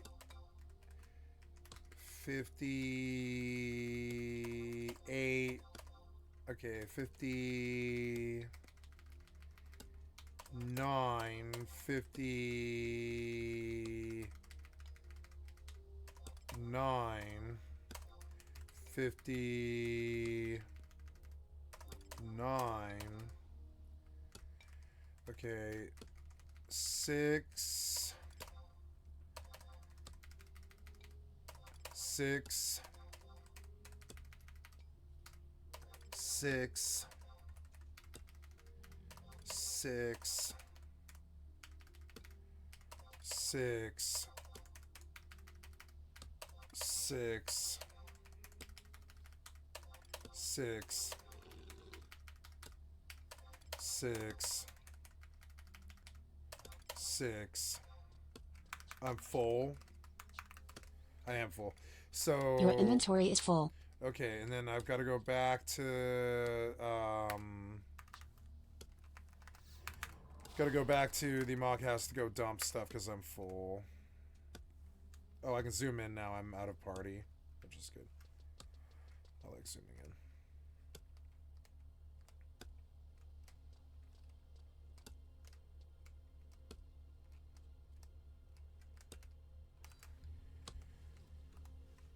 Frame rate's your inventory better is full.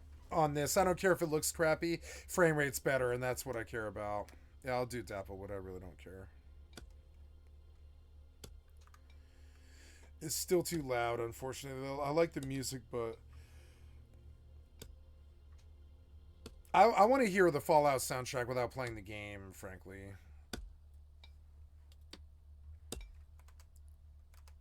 Let's see what my domestication got to in terms of animal care. Your inventory is full. I'm at 14. God damn, it's slow.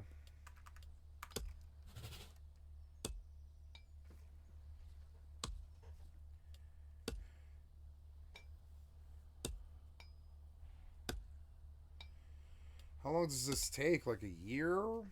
God damn.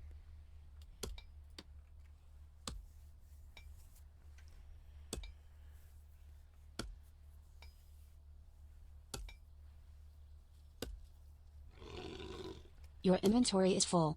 It's weird. I don't think my bear will level because I don't have the pet points to control him anymore. Which is a sign that I should put him away and buy a new animal, I think.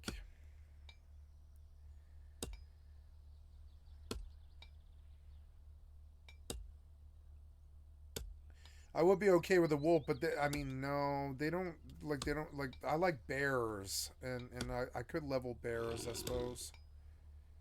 One of the ways I could make money is I could sell the bear for, like 75 gold or something. Or no, I don't know, like 50. Your 50 inventory gold. is full. Oh, sorry. Yeah, I'm trying to fix it. Why am I not in the mock house?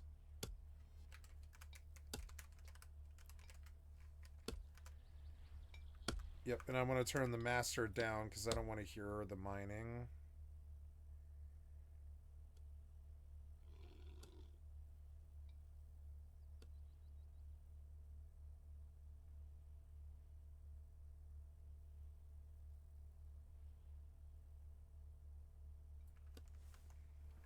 Your inventory is full.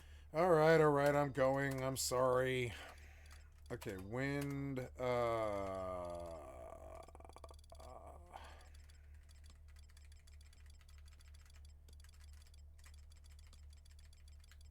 My Empress Band needs to be charged. I have copper ore and a lot of silver ore and a Beastman seal.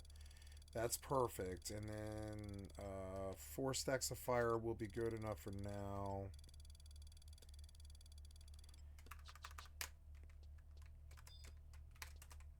And I'll let them stack the prices back up.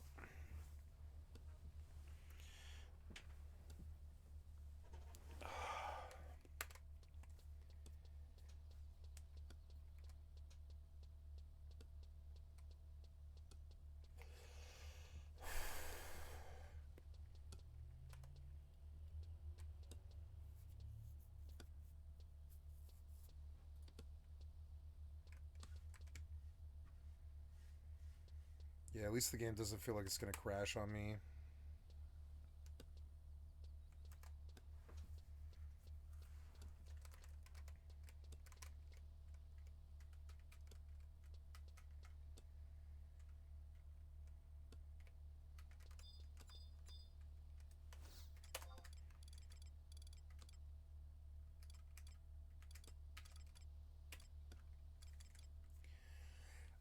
Fire crystals. Oh wait, what am I at now? Yeah, I'm at 58. So we'll take another stack of fire. Oh no, I guess I can. I'm actually perfect.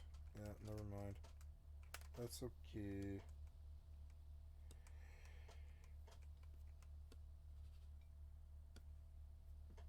I could buy copper ore, but I bought all this silver, so I'm just gonna cycle that. Because, I mean, that's what I'm gonna do. Keep making money. Lock up all my money and more money, and then just, like, buy more silver ore tomorrow.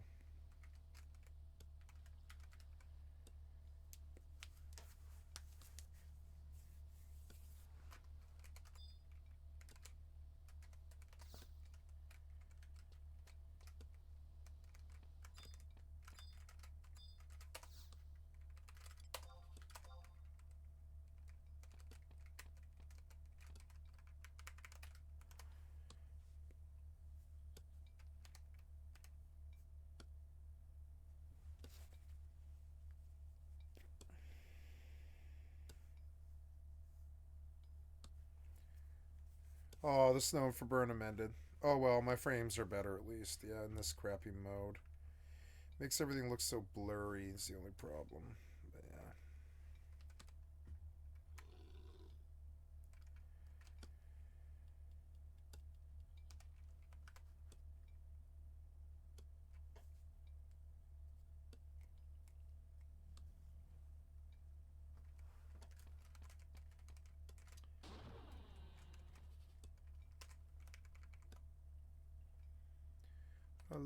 I lost silver ore.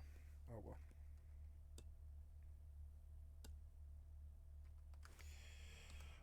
I am hungry. I have leftovers from last night. I will eat them, and we will watch a video.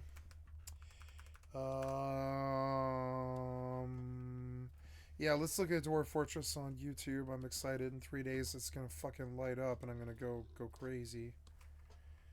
Oh yeah, there's a Philip DeFranco. Could watch that. Grind for a reason. Grind is for a reason. 4K CEO statement to the time-consuming things.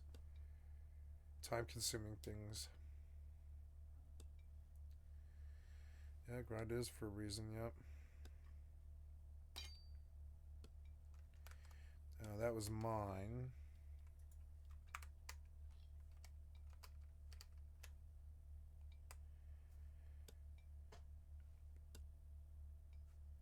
Nice. And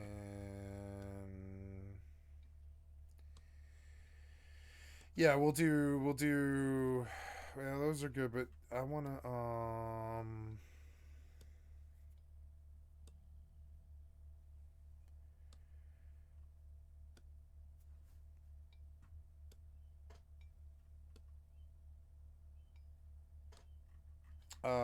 but yes, we will take a look at the Philip DeFranco from 25 minutes ago, but not yet. I'm gonna go grab something out of the fridge. I'll be right back. Also get some water, ice water, or iced tea, I suppose, actually. So, one of these tea bags.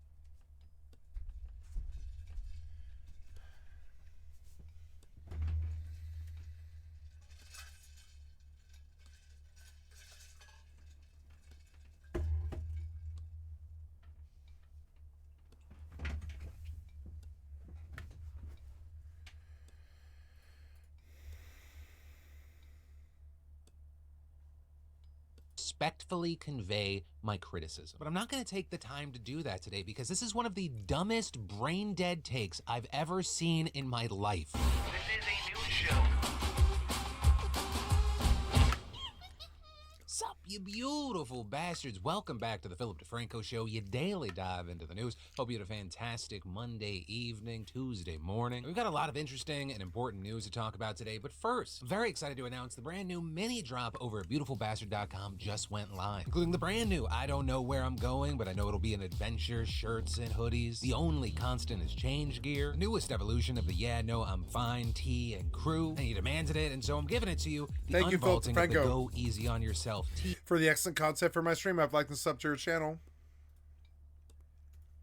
Crew and the introduction of the tank. All available first come, first served over at beautifulbastard.com along with our other classic bestsellers. So jump in on that, treat yourself. Also, thank you for supporting the show, but we got a lot of news to talk about today, so let's just jump into it. Starting with, so there's this huge controversy that just broke out. There's also now backlash, and it's all centered around the future of AI, the humane AI pin, and Marquez Brownlee, aka MKBHD. Well, this is a huge situation in the world of tech. Even if you don't care about tech, this goes past that, right? So let me explain. The humane AI pin, it's supposed to be this wearable device. It sends messages and makes calls, and the company says that the pin acts as your assistant and second brain, right? Seemingly a swing at something meant to replace an iPhone, or at the very least work in conjunction where you're not looking at your device all the time. But that's me oversimplifying. Getting into some specifics, right? The pin doesn't have a screen. Instead of a display, it projects imagery onto your palm, and it handles tasks and searches via your voice. It can also translate languages, identify objects, and provide information about them, take photos, and more. But the early reviews of the product they just released are not very flattering, with places like Bloomberg putting out a review called "The AI Device Revolution Isn't Going to Kill the Smartphone," with a review noting that the device is just so slow answering questions. It also can't do basic things like set a timer or access a calendar or third-party apps. We've also seen plenty of criticisms about bad battery life. You also had some saying it looks creepy to have a little camera-equipped device on your shirt when you're out in public. And Bloomberg adding, the company acknowledges that the device is a version 1.0, but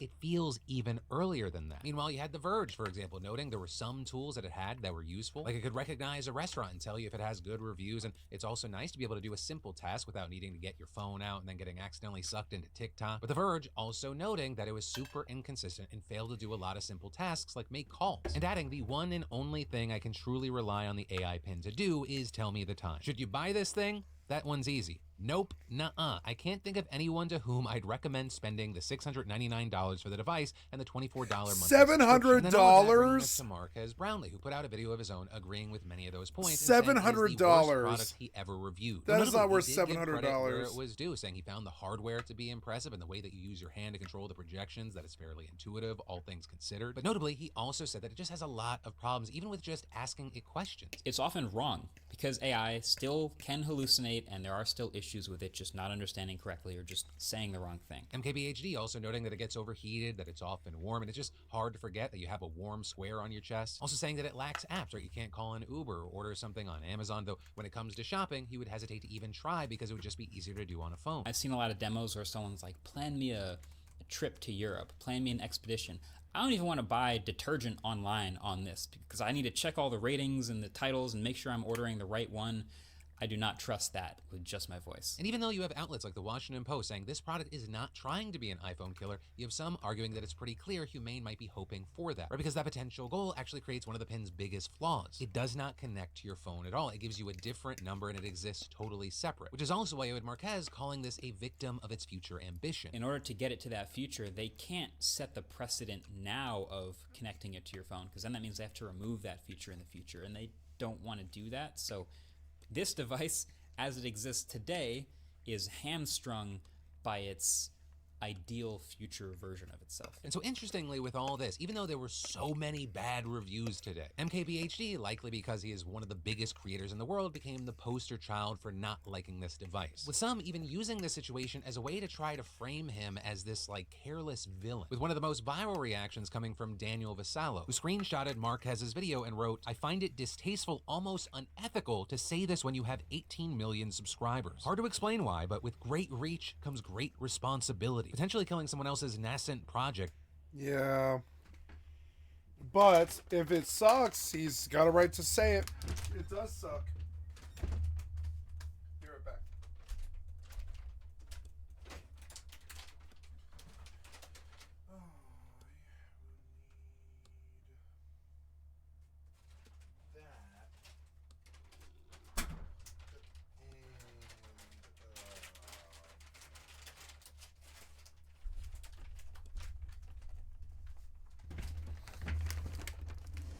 Marquis Brownlee. Reeks of carelessness. First, do no harm. Y'all, I don't know if you realize this. I often bend over backwards trying to figure out a way to respectfully convey my criticism. But I'm not going to take the time to do that today because this is one of the dumbest brain-dead takes I've ever seen in my life. We got Daniel out here for some reason almost quoting Uncle Ben and the Hippocratic Oath. Do no harm. Like he's a doctor? He's a tech reviewer and arguably saving people from spending $700 plus a monthly fee on something that arguably sucks, saving them the time and the frustration and the hassle of even if they can return it, like that could be seen as a social good. And Marquez, for those that are unfamiliar, if you watch through his stuff, you can see he's not one of these people that loves to shit on products. Which, you know, when it comes to review channels or critics, whether it be in tech or movies or TV shows, games, whatever, you have a lot of those people who love to tear things down. That's not MKBHD, which is also why his negative reviews stand out so much. And you don't even have to just take his past videos as a way to go like, okay, where's this guy at? In the actual video that Marquez put out that you're so offended by, he goes out of his way to split the review into two parts. What it is, what it's supposed to do, its capabilities, like, hey, tell me what's in front of me, and it's pointing out cameras and the carpet and that thing. And then separately, his own real-world experiences with it. And as people like Trung Fan have pointed out, like, that is to humane AI's benefit. So when I see Lex Luthor from Wish just going like, I can't believe MKBHD would do no harm, Marquez, like my man Omni rightly pointed out, Marquez's only responsibility is to himself and, more importantly, his audience. That is who at all times he should be going out of his way to make sure he does not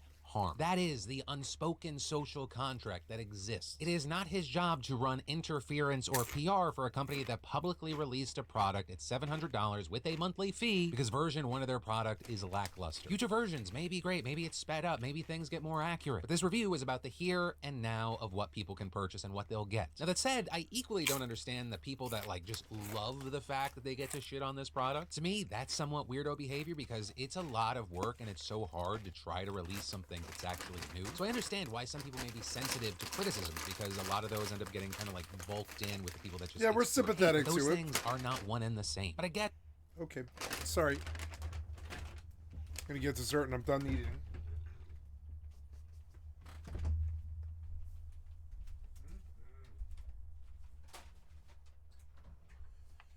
Spicy as hell.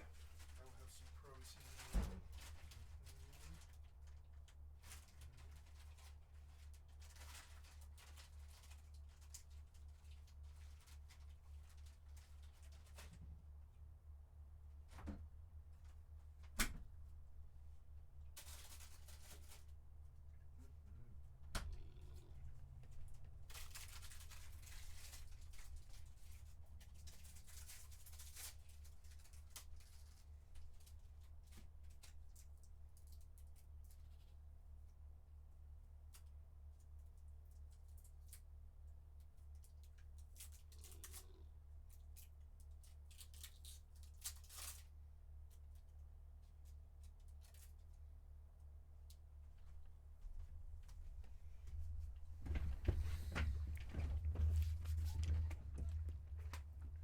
That's kind of what I'm saying here is don't be stupid. And then this news out of Australia is horrible because on Saturday there was a bloody rampage at the Bondi Junction shopping mall in Sydney with this 40-year-old man running around with a large knife stabbing 18 people, killing at least 6 of them. With people seeing video of him chasing horrified shoppers taken from an upper level, shopkeepers giving shelter to bystanders, locking their doors, some people trying to block off the attacker, others coming to the aid of victims, risking their own lives in the process, with that including this lifeguard who described the scene to 9 News. And this lady, there was just so much blood. I've never seen that much blood, and she had blood everywhere. And me and 2 other members of the public and a few police, we were just looking for wounds, and we were just sort of trying to stem the bleeding as we could. And as I looked up, I looked down, and there was just multiple victims sort of like 50 meters apart. And included among those injured was a 38-year-old mom who was stabbed while trying to shield her 9-month-old baby from the attacker. But despite her best efforts, he still wounded the infant girl, with reports describing how the mom, who was bleeding out, desperately clambered into a nearby store and handed her baby off to a group of bystanders. And then, as another witness recalled to Sky News, almost everyone who was nearby heard what happened next. We heard the gunshots. I'm not sure if it was 4 or 5, but we heard gunshots, and that's when everyone just ran, and everyone looked terrified, and people were locking themselves in the stores. Those gunshots coming from the barrel of a female police officer's firearm, because reportedly this killer lunged at her and she shot him dead, bringing this carnage to an end. It's Though sadly, over. the suffering didn't stop because more heartbreaking news broke from the hospital where the mother and her baby were rushed. What's happening to this world? The people are reneging. Went into surgery, and her mum didn't make it. However, fortunately, the baby's condition has reportedly improved. Now, as far as the killer, we're still finding out details about him. But reportedly, he was known to Queensland police, though not for anything significant. It's also been reported that he's been struggling with mental illness since he was 17. His father telling reporters that he had recently come off his medication. And initially, that's the explanation police gave for what caused him to do this. The assistant police commissioner on Sunday shooting down rumors from the far right that the killer was an Islamic terrorist. As I had said last night, there is still, to this point, nothing that we have, no information we have received, no evidence we have recovered, no intelligence that we have gathered that would suggest that this was driven by any particular motivation, ideology, or otherwise. But then you also had another police commissioner later telling ABC News that it was obvious the killer targeted women in particular, because reportedly 5 of the 6 people that he killed were women, and the one man being a security guard who tried to stop the kill. And then of the 12 people who were wounded, only 2 were men. And of those 12, as of filming, 4 of them reportedly have been released so far, while 8 continue to receive care in conditions ranging from serious to stable. And you know, that gendered motive, that was also backed up by the killer's father, who told reporters, because he wanted a girlfriend, and he's got no social skills, and he was frustrated out of his brain. With the father also apologizing to all the victims and then getting extremely emotional about the whole thing. I'm extremely sorry. I'm heartbroken for you. Yeah, he probably did his best. It's so horrendous that I can't even explain it. I love my son. I made myself a servant to my son when I found out he had a mental illness. I became his servant. I did everything because I love that boy. I love my son. I'd give my life for him. I love him dearly. And, you know, how do you love a monster? Give birth to him. Okay, he's my son, and I'm loving a monster. To you, he's a monster. To me, he was a very sick boy. Believe me, he was a very sick boy. So now police are investigating this massacre and building a profile of the killer. But then before the city could even recover from that shock, there was another brutal stabbing just 2 days later, with someone walking up to a bishop right in the middle of a sermon being live streamed online from this church and viciously stabbing him in the neck and head. With immediately several churchgoers rushing to his defense, they were also stabbed themselves, though luckily their injuries were reportedly non-life-threatening. Also notably with this, right after the police got the incident under control, hundreds of people gathered outside the church demanding that the attacker be brought outside, with them seen clashing with the cops, leading to at least a couple more injuries. People throwing stones, bricks, and bottles, damaging cars, and police deploying tear gas in response. And there, we're now getting reports that a suspect has been arrested, and it turns out to be a 15-year-old boy. But of course, all of this is moving in real time. Everything is still developing, and if anything comes from the investigations or anything here, of course, we'll talk about it. And then, MI5 failed to prevent that tragic bombing that happened at Ariana Grande's concert in Manchester back in 2017. That, at least, is what survivors of the incident are alleging in this new lawsuit. Right, and for those who don't know, 1, MI5 is the UK's counterintelligence and security agency. 2, over 250 victims and family members of the bombing have filed a group claim against it with the Investigatory Powers Tribunal. And 3, even though the lawyers representing them didn't give further comment beyond confirming that the complaint was filed, this notably comes a year after an inquiry found that MI5 missed the chance to take investigative action that could have stopped the bombing, with that attack killing 22 people and hundreds more getting injured as they were leaving Ariana Grande's concert at Manchester Arena. Right, and the report found that there were 2 pieces of evidence assessed about the suicide bomber who carried out the attack, and had they been acted on, officers could have surveilled him and found the car that the explosives were stored in. But a report on that information was never written up. With that, you actually had the Director General of MI5 saying that he regretted that this intelligence was not obtained, and adding, gathering covert intelligence is difficult, but had we managed to seize the slim chance we had, those impacted might not have experienced such appalling loss and trauma. Though the report also noted that even though it was possible that quicker action might have stopped the bombing, it said it was, quote, quite impossible to say definitively if any intervention would have been fully effective. And so all of that bringing us to this lawsuit, which again, there are very few details out so far. But you did have the New York Times reporting that this actually appears to be the first time MI5 has been sued for failing to prevent a terror attack, with it noting that holding security groups accountable, it's incredibly difficult. For example, families of 9/11 victims have tried for a long time, but they haven't had tons of luck. But with that, you also have places like The Guardian noting that the families of those affected feel like they have to at least try. Pointing to comments Andrew Roussos made last year, right? He's the father of an 8-year-old girl who died at the concert. And he previously said, it's the only way to learn. Everybody learns by hitting them hard in the pocket. I'm sorry to say. At 2017, we were at the highest alert and everyone was warned of an attack in this country. So if they too, would have I'm learned sorry to lessons, say. they wouldn't have allowed the attacker to walk into that arena. So yes, MI5 have, for me, most of the blame. But whether that argument has any weight in the legal world or even out there in the court of public opinion, we'll have to wait and see. Though for one of those, we won't have to wait, because I'd love... A good judge would say no. And the answer why is because but I mean we're in this now where we're prosecuting parents for what their kids do. The answer is no, because the MI5 cannot the MI5 did not set out to commit any evil that day. The bomber did.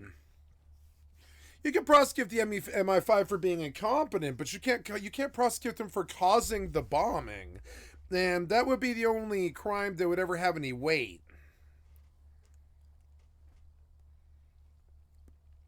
We don't have a charge for incompetence. We have gross negligence, and they can lose some money. Love for you to leave comments down below on what your thoughts are here. And then, for any of you focused on getting your business off the ground, creating a place to share your homemade goods, or even a personal blog, I got a great solution for you. It comes from, and I want to thank the fantastic sponsor of today's show, Squarespace. Because, I've been partnering with Squarespace for years now, and I have to say, it is just so easy. There's nothing to install, This is such a patch, or corporate update show. ever. And creating a beautiful website with Squarespace's Fluid Engine is so easy. You just drag things where you like, no coding necessary. And if you need a starting point, Squarespace has a bunch of great professional templates. You can even sell custom merch easily. Squarespace will handle all the production and shipping. Plus, with Squarespace, you get access to all their marketing tools and analytics and their award-winning customer care team via email or live chat 24/7. So go check it out. See why so many others love it. See why you're going to love it. And start your free trial today over at squarespace.com/Phil. Just make sure you enter an offer code Phil to get 10% off your first purchase and let them know we sent you. And then, it's not just you. We have the president of Colombia openly talking about World War III. But not for anything having to do with Colombia itself. Instead, it's about the potential for escalating violence between Israel and Iran to lead to a bigger war. Right? And that connected to Iran over the weekend launching what many are calling an unprecedented aerial attack on Israel, which according to the IDF included the firing of at least 350 drones, missiles, and rockets launched by Iran and its allied groups in Iraq, Yemen, and Lebanon. Though notably, 99% of those were intercepted by Israel, the US, or other partners. With a 7-year-old girl living in an Arab Bedouin community, which notably is not recognized by the Israeli state, being the only reported injury. And so the reason that this is considered an unprecedented attack has nothing to do with it being deadly or damaging. Instead, it's just the fact that it happened the way it did at all. And that's because this is actually the first time Iran has launched an assault against Israel from its own territory. Because Iran and Israel have been involved in a so-called shadow war for decades, with Iran largely acting through groups like Hamas as well as Hezbollah and the Houthis. And this is a key part of Israel's strategy being targeted assassinations of Iranian military leaders and nuclear scientists. And ever since the October 7th attacks and in the midst of Israel's ongoing war in Gaza, things have started to heat up, with the most significant escalation before this weekend being when suspected Israeli warplanes struck a building that was part of an Iranian embassy complex in Syria. That attack killing several Iranian officials and leading to Iran's supreme leader speaking before a massive crowd, calling the attack a violation of international norms and vowing revenge. So now that Iran has actually followed through on those threats, everyone's freaking out, right? Because there is a fear that this could be the thing that finally plunges the Middle East into a wider regional war. So with that, you had the UN holding an emergency meeting on Sunday, and Secretary General Antonio Guterres saying that the Middle East is, quote, on the brink. The people of the region are confronting a real danger of a devastating full-scale conflict. Now is the time to defuse and de-escalate.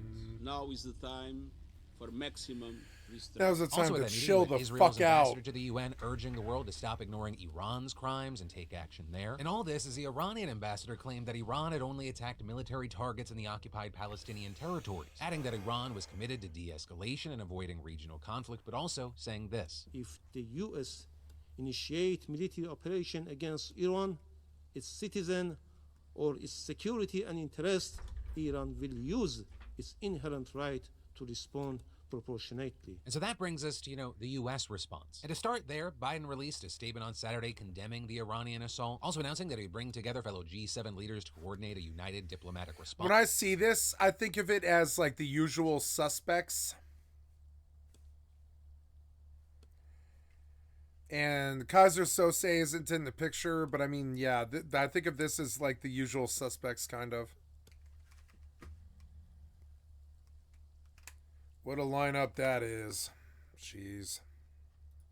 response to Iran's brazen attack. And that meeting actually took place yesterday, with the emphasis reportedly being on non-military actions that would, quote, limit the prospects of a wider war. But with that, the G7 also releasing a statement reaffirming support for Israel and accusing Iran of, quote, provoking an uncontrollable regional escalation. Which, you know, is a pretty odd choice of words when the whole point of the meeting was ostensibly to control the regional escalation. But anyways, and perhaps more notably, Biden has reportedly said that the U.S. will not participate in any offensive action against Iran. And he's been on the phone with Netanyahu, privately advising the Israeli PM against attacking Iran as well, apparently arguing that Israel successfully demonstrated its military superiority this weekend, making a further response unnecessary. But of course, whether Netanyahu actually takes Biden's advice, that remains an open question. You know, as I'm recording this, Israel's war cabinet is still weighing its options. And though Israel has reportedly told the United States that it is, quote, not looking for a significant escalation with Iran, one Israeli official has also vowed to, quote, build a regional coalition and exact the price from Iran in the fashion and timing that is right for them. And in general, there's a lot of disagreement over what the best way to avoid escalation actually is. For example, Nomi Beryakov, an expert on Middle East politics, told the New York Times that Iran has made it, quote, abundantly clear that they consider the attack over, and that the response should at most be an attack on Iranian assets abroad, but not in the country itself. But speaking with the Associated Press, Bradley Bowman from the Foundation of the Defense of Democracies cautioned against being too soft on Iran. And though he didn't specifically advocate for direct strikes on the country, he did say the U.S. should make Iran, quote, regret this attack.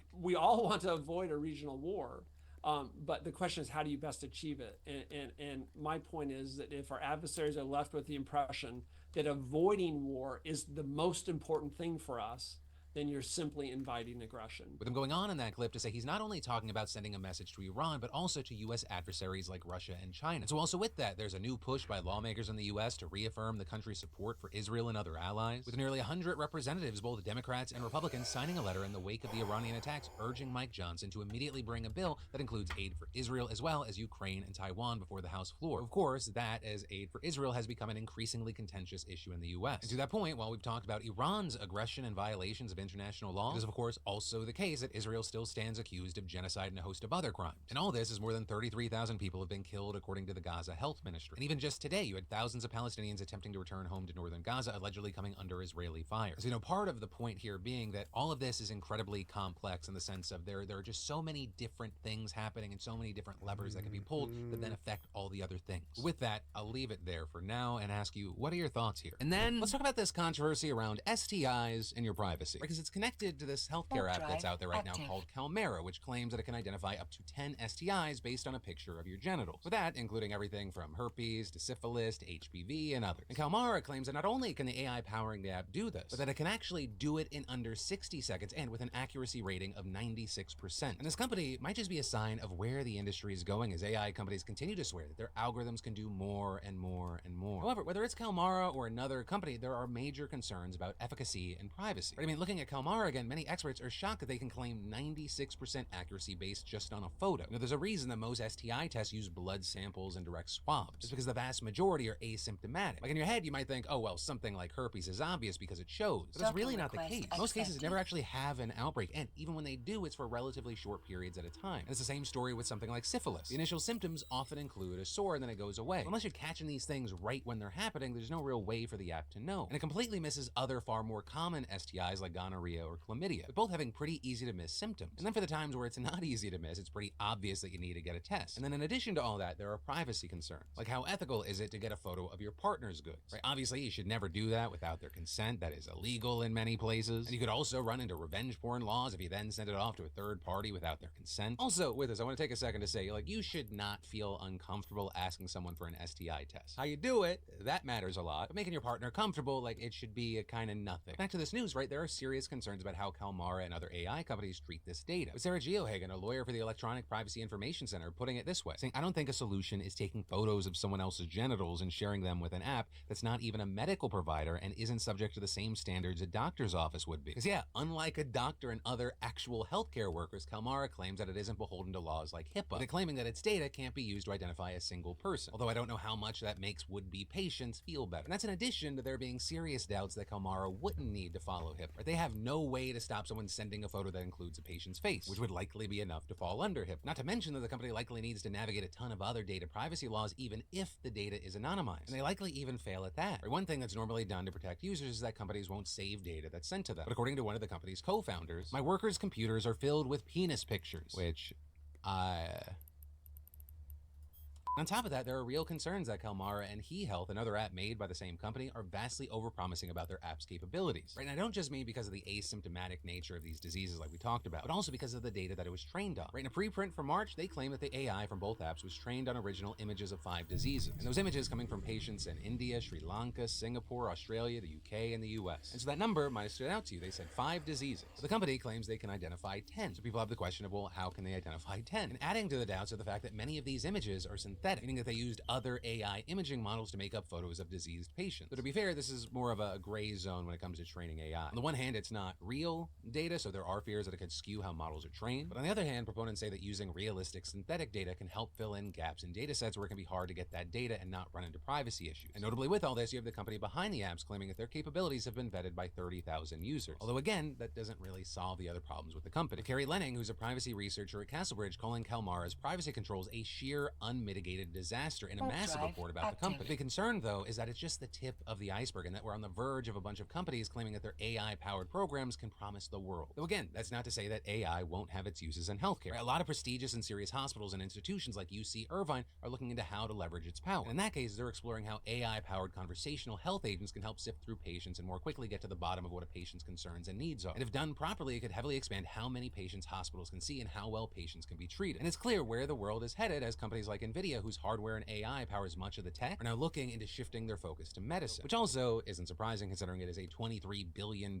market and just growing. But the big difference is that they're generally not using this to diagnose patients like Kalmara is, and they're not rushing to put it out there. And really, anything using this tech, especially in diagnosis, would likely need a lot of peer reviewing before its use was considered safe and ethical. And all of this kind of boils down to that classic thing of new tech. It can be amazing, except for all the cases where it's not. And often the times when it's not, it's because things are rushed and people are looking for a quick buck. But we'll have to wait to see how all this plays out. And then, before we get into the final segment here, I just gotta say congrats to Riley M., the first Daily Dip winner of the weekly $500 giveaway towards any tickets on SeatGeek. Because as a newsletter subscriber, Riley wins $1,000 instead of just $500. Because again, SeatGeek and the Daily Dip are still giving away up to $1,000 in tickets, and you should definitely enter today if you haven't already. Just add code PDS to your SeatGeek app profile for a chance at the weekly $500 prize. No purchase necessary. And $1,000 prizes are available to Daily Dip subscribers who add code PDS newsletter, doubling entries and winnings. So get in on that. You're welcome. And also, that brings us to the final segment, comment commentary, where we dive into the comments on the last show, see what y'all were saying, what you were sounding off on. Which, on the note of sounding off, there were a lot of comments about Jesse Waters. If you're making $20 an hour to work at a fast food restaurant, right? Is that 6 figures? Are you making no?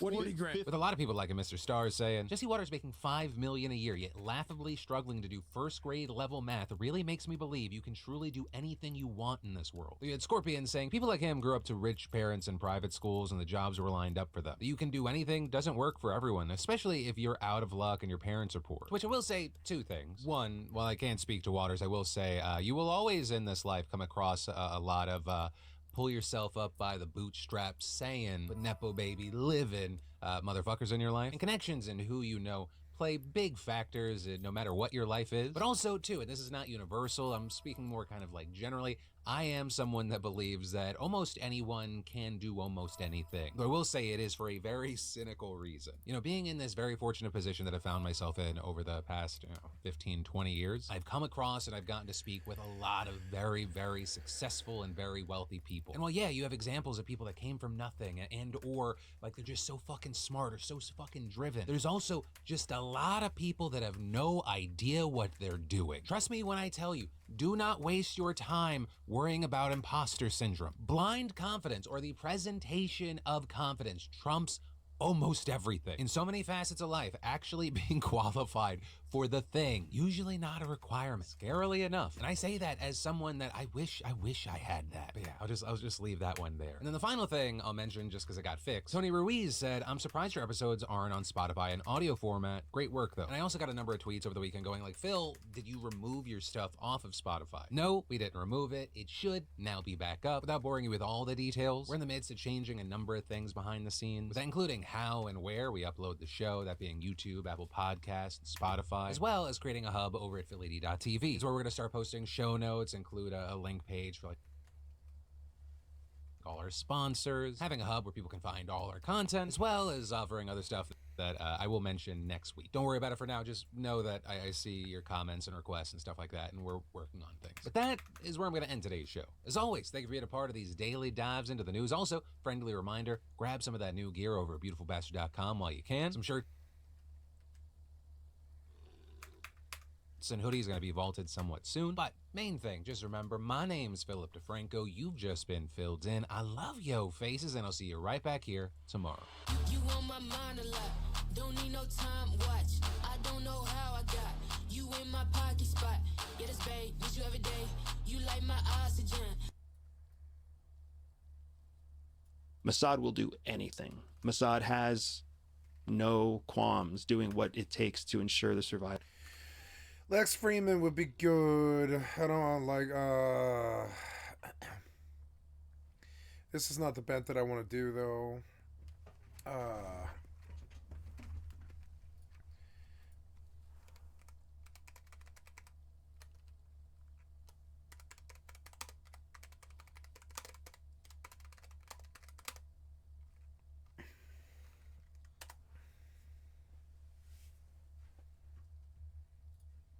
Hello guys. Thank you, Pitage, something. Thank you for the excellent content from my stream. I've liked and sub to your channel.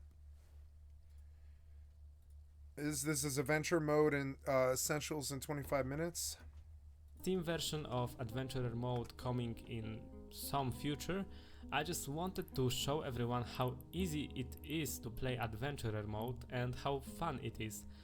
Contrary to the popular opinion that it's much more complicated than Fortress mode, I think that Fortress mode is definitely more complicated, and the basics of adventurer mode are super easy to grasp. So let's just start. The only hard thing might be keybinds, and I will show you everything what I do here with this simple tool below, so I think it will be much easier to learn. Okay, let's start. We're doing the world here. I will get a smaller world with everything on medium, or maybe small, not that small. Alright, so we will start. I think I took 250 years. It's actually going slowly. So I think about creating world, I can pause early, as you can see here with enter or escape. I will do that. It will take some time though still. Okay, and I can use this world as it currently exists. So this world is quite weird because this is Age of Legends. Usually at the start you have, also with arrows you can sort of look around. Usually at the start you have the Age of Myth, which means that the mega beasts or something like that are still existing in the world. But whatever, let's use this word right now and let's accept it. Okay, and we are back at the menu. We have now option start playing engaged. As we created the world. It's called Orit Ashi and the world, and we choose adventurer for this video because we are playing adventurer mode. Now we are going to proceed 2 weeks of time from the world creation, and now we can choose our race here. We can be a dingo man, dwarf. I am having a lot of trouble understanding what he's saying. Autopilot jumping. Hello, and I liked him, but I'm struggling. I'm welcome sorry. to a Dwarf Fortress tutorial on adventure mode. There are loads of tutorials, and everyone always plays Fortress mode. But I thought today we would explore the little lesser-known adventure mode. Thank you, Nookrium, for the excellent content for my stream. I've liked the sub to your channel. Dwarf Fortress. We're going to be using the Lazy Noob pack for this one. We're going to be using the Phoebus is going to be our tile set we're using for this one. We can play this, of course, in ASCII if you are a purist, but for ease of new lookers, we're going to go with Phoebus, and as well we're going to be using SoundSense to help with some of the sounds. But anyway, let's jump in here and get started with this one. So I'm going to try to be as concise as possible, and we'll jump in here. We'll get a bit of an adventure done, and as much as possible, getting sort of a overview for new folks. So, like Fortress mode, we're familiar with Fortress mode. You send out your dwarves, you build yourself a fortress, and you go and have some fun. Well, adventure mode, you take a single person, human, dwarf, goblin, birdman, and you terrorize the world, or you go and sing around. You can do really anything, and that's the key point that you have to think whenever you go into adventure mode. Is there not a set goal? It's clearly a sandbox sort of thing. Yeah, and I'm excited about this. I'm going to build a full party with a ranger, a thief, a grappler, a tank, like a sword and board tank, and a caster and a healer. And I think it's going to be a 6-man. Was that 6 people? Something like that. No grappler. The tank will probably be a grappler. You're going out, but I don't think the game has that much magic, so I don't know. I don't know. Whatever you want, you have to sort of make the fun Docking yourself. request accepted. So, like in Fortress mode, now we can use one of our worlds from Fortress mode, which I think is the most fun way of doing that. But for this one, we're going to go ahead and create a world here that we will be adventuring in. If we had used a world that we had a fortress on, we could visit our fortress. We could even start from our fortress and hire our dwarves from our fortress and go out and doing adventure mode sort of things, kind of blending the two. But I'm not going to worry about any of this. I'm going to try to keep it simple. Don't even worry about it. Just let's just jump in here and get the thing going. Again, Dwarf Fortress, all your keys that you can use are here for you. So we're going to press Y, and we'll start building our world just like you would in Fortress mode. You're familiar. If you've played Fortress mode, you're familiar with this, of course. If you're not really familiar with how to read this, gray mountains. We got brown is the roads here. We've got a necromancy tower here at the eye. There's another bunch of elves over on this side, the yellow over this way at the elves. There's a goblin fortress down this way. What is this one over here? That is a dark pit right there, and a volcano, the Tooth of Stirring, right in here. But anyway, this is fine. This is a perfectly fine map. Let's go ahead and use the world as it is. If we could just let the thing run the whole way through, but it's fine. Let's go ahead and start off. So as with, we're familiar with this, it'll bring us back to the main menu where we can go ahead and finally jump into adventure mode. This is where we make the choice: adventure mode, fortress mode, or legends mode. I would highly recommend you start getting familiar with legends mode once we get into adventure mode. You'll come across times whenever you want to know more about the item these folks are talking about. Maybe the person that you have recruited to follow you is a really good fighter, and you can figure out what all he has done in his past. You can pull it up in legends mode and figure out more about that guy. But we're going to keep it simple today and just jump straight into adventure mode and select ourselves a character. So roguelike style, we're going to be choosing a race. We'll be choosing our stats, like are we a good fighter? Are we strong? Are we agile? Maybe we're not a fighter at all. Maybe we're a singer. Maybe we're a poet. We join a troupe. We go around singing to playing the drum. All kinds of different options here. We'll get into that. I'm going to go ahead and move down to a human. There's not a lot of differences here. Well, I guess there is a lot of differences here. The main differences are dwarves, elves, and goblins are all small. So if you come across equipment that says it's small, they can wear it. If it's not, then humans can wear it. And there's a few other folks in here. Great Horned Owlman apparently are part of the elves over here. Where it shows up blue is where you will be beginning your quest, unless you choose an outsider. But we've got humans, for instance, right over here. We saw that human town before, right?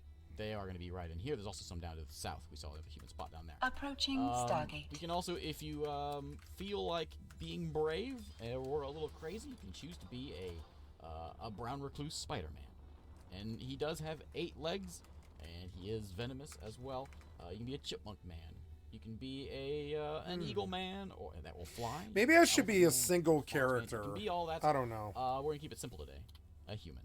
As for status, use +- sign to change these around. This selects how many points we get to spend on things like strength, agility, how good we are with an axe. We'll stick with, I guess for a new player, we should probably go with demigod because you're less likely to die immediately. So let's go ahead and press enter to get started. It's going to ask us where are we from. If there was multiple human civilizations, we could choose the different ones here, but there's only the one, so we're going to choose the Destined Realm, which is this one here. Or we can be an outsider, which is some guy just from the woods, I guess. We're going to go with that one. Now, we have 105 points because we're demigod to choose on autopilot attributes. jumping. We have 161 points to pick on our skills. Skills would be something like you're familiar with Fortress mode. Attributes. Let's go with a fighter on this one. So we're gonna put some points into the obvious ones: strength, agility, toughness. These all make sense. They should be pretty understandable what they do. The only one that's really out of the ordinary that I should call attention to is social awareness. You're allowed to bring a couple folks with you and you will want to. You need to bring someone with you to join you in your adventures. With social awareness, you can actually increase that number. More people can follow you around if you wish. Yeah, we'll put points in here. We can have musicality. Like, remember, we wanted to be a performance troupe kind of guy. We can do that sort of a thing. Memory, patience, intuition, willpower. Willpower is a good one. Let's just go with a nice round number of, how about a little more strength? And a little more toughness. There we go. So we're going to be a fighter. And what kind of fighter are we? Do we carry a sword? Do we carry a mace? Do we carry a pike? The only one I'd really point out would be Approaching Axeman, station. because you can build in adventure mode. You can build a house.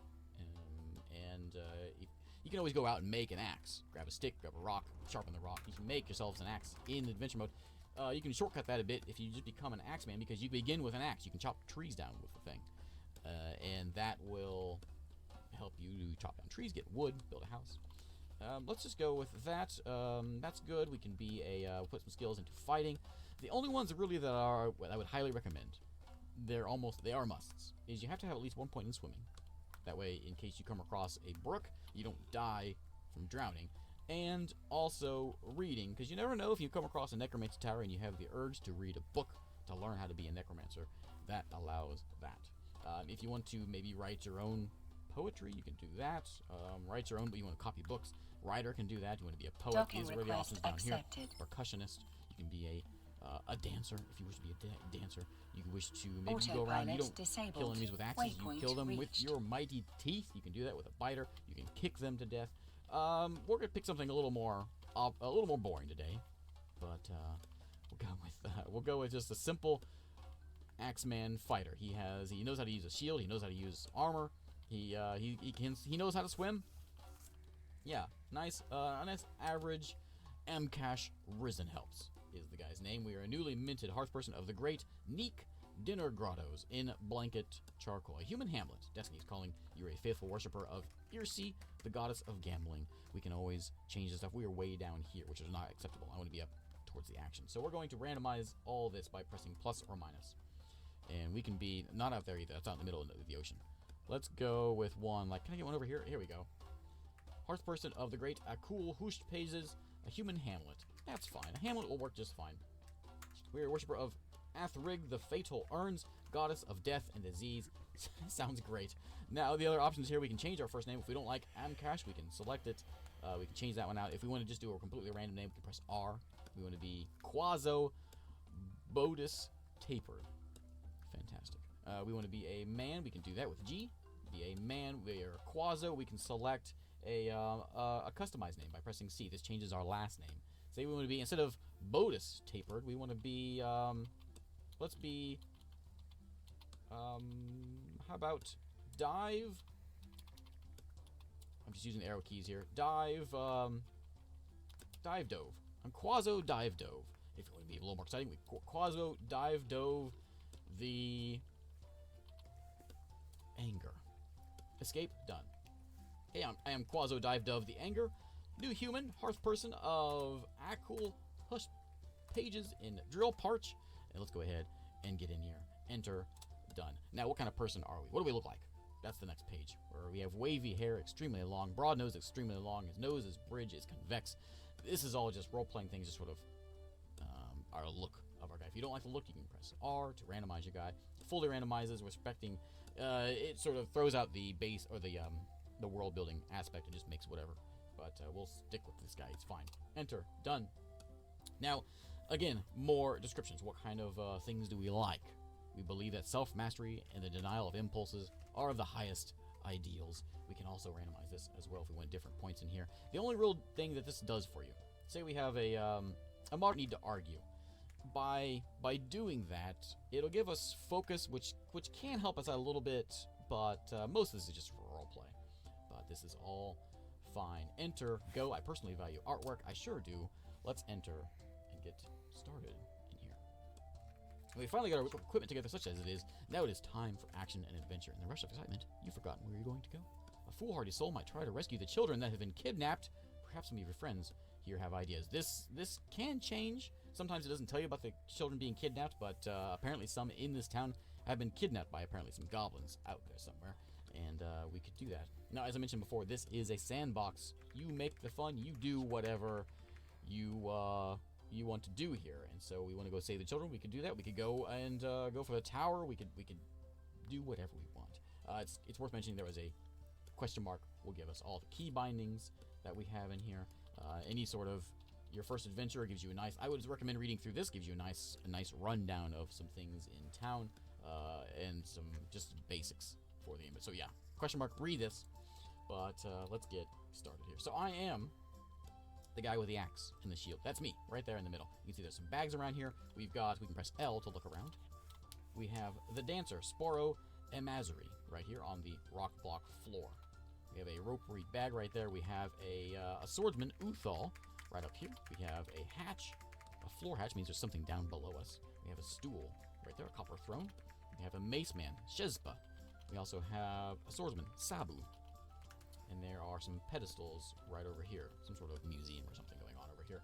In the top right corner, if there's something above us, it would be shown up here. On the left side, we have our compass, which tells us where things are. There's a town to our southwest. We saw that on the map. That's what that little plus sign is there. There's some goblin pits to our northwest. If we ask about where something is, you'll notice it pop up there, so we can kind of guide ourselves where we want to go. But we're going to use the numpad to walk around the village here. When somebody talks, you can see there's a 1 over his name now. It means the swordsman Sabu, you can see the 1 here, is talking to the dancer Sporo right over here. It was inevitable, he says. If we want to join the conversation, we'll do that in a second. But let's go over what we have. This is a roguelike, right? Explain what we have on our person. We have a bronze great axe as our weapon. Our armor is a turkey leather shirt. We can press I, and we can see our inventory. Great. Bronze great axe in left hand, copper shield in our right hand. We have some wool thongs. We have lots of wool gear on our person here. We have a tiger shark leather water skin, which has 3 ice in it. It would normally be 3 water, but because it's cold, it's ice. We can warm that up over a campfire later on.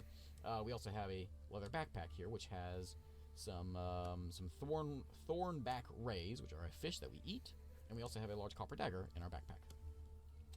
Now, the first thing you probably I would recommend if you're going to go on some sort of a fighty adventure would be, number 1, you have to get people to follow you.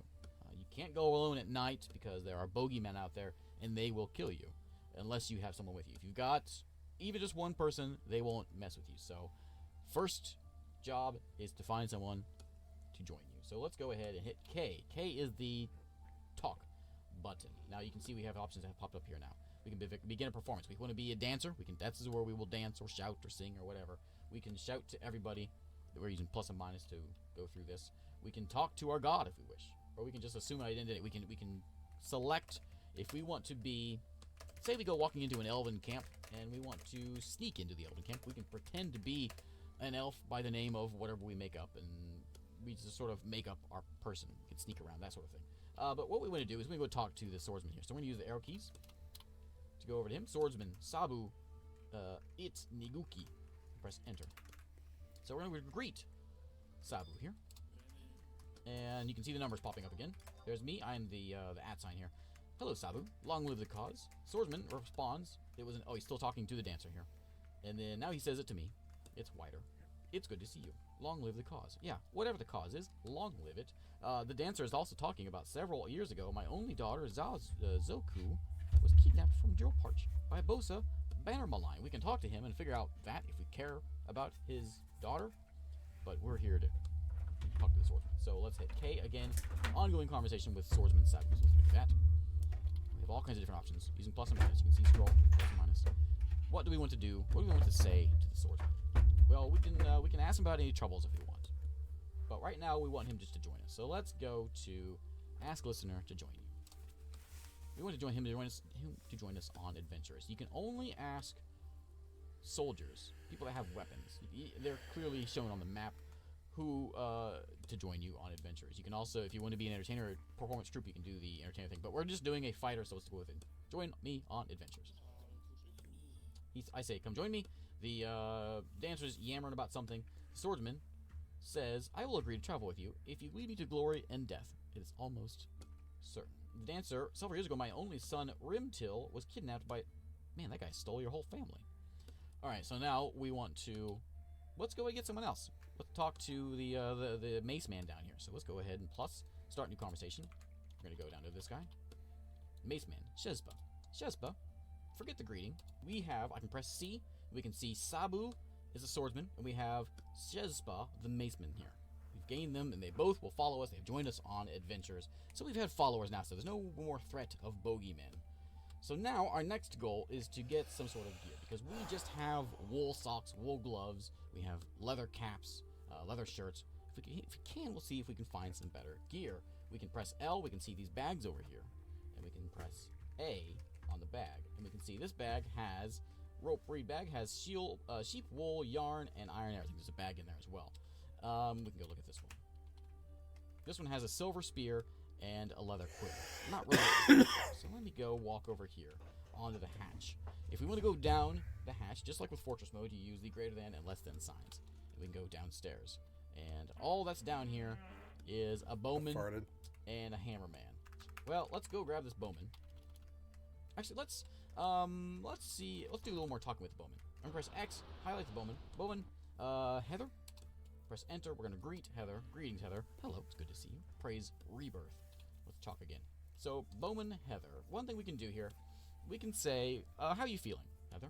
I encountered a fascinating conundrum recently. And then when you go press K and go back to her again, you can move on to some more that we can say. Inquire about any troubles. Any troubles. Well, we got an army on the march. Abductions, beasts, brewing trouble with our neighbors. Let's hit K again and ask her about these things. So we can ask her about the army on the march. We can have abductions, the beast. There's brewing trouble somewhere. Let's ask about the beast. A great beast threatens to bring ruin to our people. The disemboweled knight is in the Horn of Catches. Seek this place if you hunt Sesta, Stood Renown, the Spit of Spring, the Hydra. This vile fiend has killed 164 in her lust for murder, which means that she will certainly kill us as well. But what a hero we would be if we went there and killed her. Press K again. We can ask her for the whereabouts. Where is this Hydra at? Hydra is in the Disemboweled Knight. Disemboweled Knight is in the Horn of Catches. So, as for directions, where is the Disemboweled Knight? Disemboweled Knight is far to the south. You receive a detailed description. In 104, the elf Sparkle Queen was struck down by the Hydra in the Spit of Spring. So now that we have a detailed map, we can press Shift Q and we can find her. It was Sesta Stood Renown. That's her right there. So let me find her. We can go highlight her, and we're going to press Z to center on her. Lots of things in this map, but I'm just going to show this real quick. And there she is, down here in this pit. So now if we wanted to go find that Hydra, we could do that. That would be a bad idea, but that's something we could do if we were brave. But we're not. And this place has no other boxes, so there's nothing for us here. So we're going to leave this place, and we're going to go walk outside with our wool clothing. Our friends will be following us. You can see them following behind us here. So we've got Sabu right here, and we have Shezba right here behind us. We're going to pick our weapons and put them in our hands. And while we're outside here, we'll show a couple more things off that are very important. You will get hungry, and you'll get thirsty as time goes on. And if you're in the winter like we are right now, we can look around. We can see snow-covered, dense purple moor grass and piles of snow. This is all snow out here, which is why it's so white. But if we wanted to heat some things up, we can press G, and we can make ourselves a campfire. Select which square you want to make it in. We'll make it over here to the west, C. There we go, we got a campfire now. Now what do we do with campfires? Well, we hit Shift I to interact. Now remember, our tiger shark leather water skin had ice in it. Well, we can press in, and it says, what do you want to do with that? You want to fill it with snow? Do you want to heat the weather skin near the campfire? Yes, I do. Press D. So we heat the tiger shark leather water skin, and what it does is, this guy's yapping, whatever. We're going to press I again. You can see there's now water in it. We have warmed it up. So if we want to drink it, we can press E to eat, and we can select all kinds of things we can eat or drink. If you select your axe, you will lick it. We're going to select the water. And there we go. We drank the water. And if we want to put more snow in there, we can go with Shift I again, and we can go after a water skin. In, we can fill it with snow. Now active. It's now filled with 2 waters and a snow. So there you go. That's how you keep your water skin filled up. You can also grab food. Of course, you're gonna need both of these things. But what we're gonna do now is we're gonna go a bit of a travel. Where are we going to go? We probably don't really have much of an idea, but let's just show off the travel map. So we're going to hit Shift-T. This is the overland travel map now. We have this side on the left. You can see us. We have the @ symbol right here. We're in the tavern here called the Bearded Spiral. Over this way is some sort of houses or something. The orange spots over this way. There's another tavern over here. This is a big town. This is a lot of grass. That's a big town over here. Press M, and we can see an overland map here. Press M again and see a bigger map here. We know to the south there's a pretty decent-sized town. We can maybe find some people to talk to. We can see there's an necromancer tower down this way. We know that that Hydra is down this way. There's a dwarven, or actually goblin fortress there. We have a road right through here. Docking request but what we want to do is accepted. we're going to go south and go find this town right here. We wanted the hamlet there, so let's just use the arrow keys. And we're now walking overland, so we can walk much faster. We'll just follow the river here, and we will come down to this hamlet. We are now at Toastwater, a town. And in Toastwater, we'll cross a bridge here, crossing over the water. Let's see if we can find a place to stop, which there is. There we go. That's what we want. So you can see all this green stuff is really, there's like field. You can see the fields. There's not a whole lot to it. But the brown, as we come over here, I'm going to press M again so I get description of what is around us. Using M to cycle through this side over here. We're going to come up here and we can see there is a bunch of shops. Woven clothing shops, bowyer's shop, leather clothing shop, warehouses, bone carver's shop. All these different shops that are in here. There is a general imports, gem cutter shop. The line of cinema, which can be like a tavern or something. And cheese market, meat markets. We have up here, this thing looks like here, this Walking to looking castle Stargate. thing is indeed a Warp drive castle. It's some active. sort of a proper place. There's a nobility here. We're going to stop right here. We're going to press D and stop with the overland travel. And we're going to appear here, just outside town. So with me, my friends are here. We have a bunch of markets and stores around. We can go and check these things out. We're on a paved road. We can take a look. You can see this is a rock block floor we're on. We have some wooden walls. There's some doors here. There's a sign, the wood leather shop sign right there.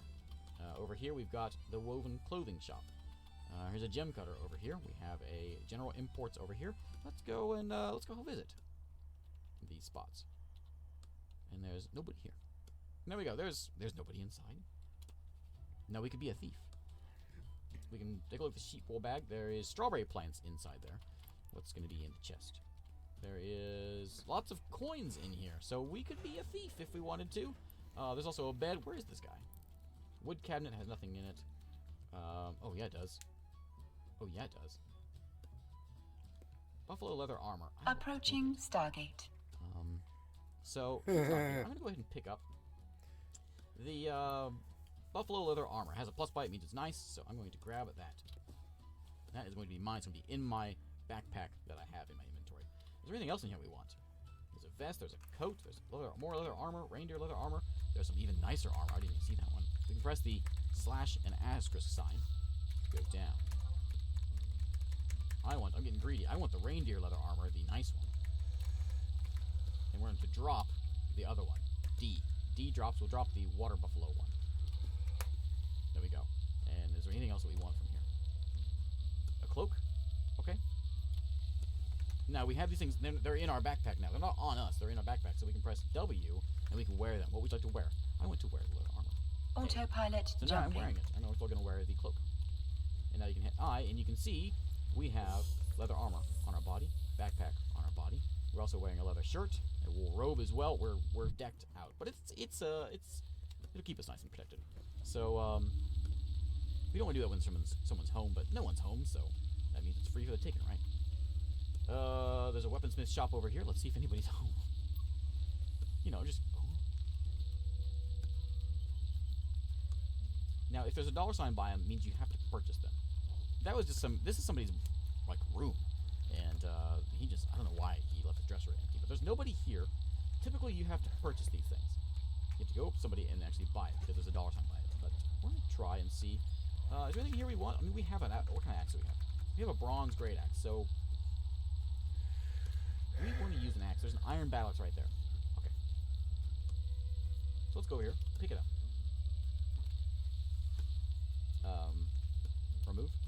Remove the battle axe from our backpack, which is S, R to remove, S to get it out, and we want to drop our bronze great axe. Q a couple times, we draw copper shield and our new battle axe that we have stolen. Someone may have a problem with that, but until they say otherwise, it is mine. Now let's go check out that fortress over here. We are now here at the walls of the fortress, and you can come out. You can see down here, as I mentioned before, you can see below us on this side. This is above us. This is below us. And you can see there's a door there. Let's walk in. There is a door. We've got a tall goblin lasher. Apparently he's somewhat friendly, so we'll leave him alone. Let's go walk inside. And we are now at a great dwarven, a great human fortress over here. We look for the door, and there is a dead goblin laying there. I pressed L to look at him, and then the slash and asterisk to scroll through the pages. You can see all his stuff he has on him. He has a mutilated hand, mutilated corpse. This guy had a bad day. It's all small, so we can't wear it because we're a human. If we were a dwarf, we could wear that stuff. There is a lot of dead goblins in here, and there's some dead humans in here. Must have been some sort of raid or something. Let's go and see if we can find someone to talk to. I was hoping to find a mayor to talk to, but we can talk to the pilgrim, I guess. Unless I'm just missing him. There's a goblin criminal there. There's a lawgiver as well here. Let's talk to the lawgiver. So I'm going to press K, highlight the lawgiver. I'm going to go talk to him. Greetings, lawgiver. My name is Quazo Divedove the Angler, or the Anger. He says, oh, I'm Kegad Lengthpair. So let's continue talking to him. Any troubles around here? You got the army on the march, abductions, beasts, criminals, bandits, bone-chilling horror, and trouble brewing with our neighbors. How about we ask about the bone-chilling horror? Tell me about that.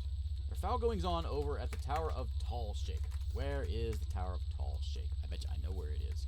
We can tell him, like, it must be stopped. We can tell him our opinion and how we feel about this place. I just want to know where it's at. It is a half a day's travel to the southeast. Let's pull up our quest map, shift Q, and we know it's right here. It's sites S, and we can find this place if we go to sites. But we can also just go down here, and we can see that place. This is Tall Shake right here. We can scroll through here and try to find it also. But there we go. There's Tall Shake right there, which is where the bone-chilling horror is, which means that there is evil necromancy sort of things.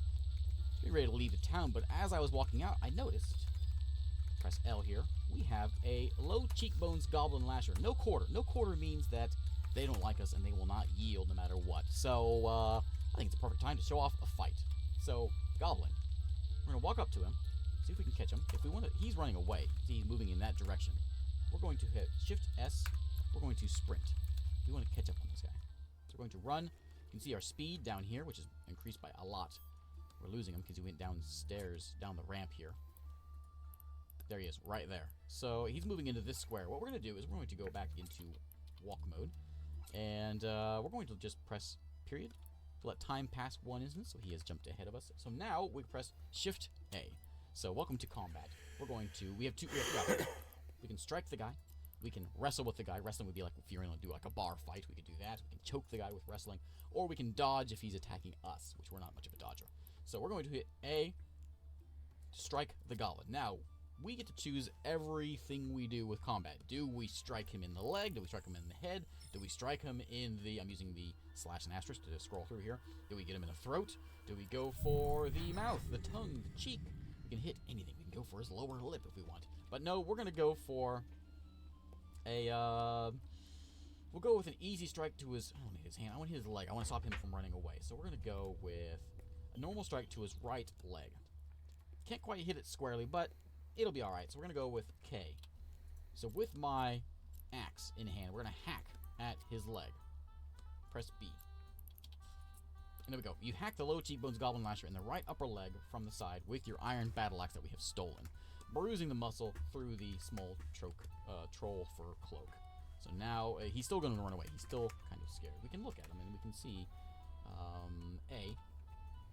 all the things that are on him. We can see his how he feels. His not that I don't want that one. I want to see his description. He's a small humanoid. We can see his lower leg is bruised from me. Upper leg is bruised. His nose is mangled beyond recognition. He's been in a fight already. He's blinking. Blinking means he's injured. Her front teeth are gone. Lower front teeth are gone. So she's having a bad day. She's about to have a worse day. So we're going to go for it again. Shift A again. We're going to strike. We can go with a tricky strike to the head, but it'd be square if we could do it. Our friends will join in here in a while, but maybe eventually. We're going to go for D, head. And we can strike with the copper shield. We want to hack with the battle axe. That's what we're going to do. She rolls away. So she got away. She was able to dodge it, so we're going to do it again. If we want to be lazy, if we don't want to select our strike, we can just run into it like a roguelike. And there we go. We kicked Goblin Lasher in the right lower arm from behind, and we bruised her. And we really hurt her right elbow. She loses hold of her iron shield because we kicked her so hard. And she says, I must withdraw, so she's surrendering right now. So I think it's a good time to show off some wrestling. So let's grab her with... let me put my weapons away. Q. And we're going to go A, wrestle. We're going to grab her with my right hand. And I'm going to go for her throat. Press period to pass time. I've got her. I grabbed her by the throat with my right hand. Now we're going to do that again. Shift A. We're going to wrestle.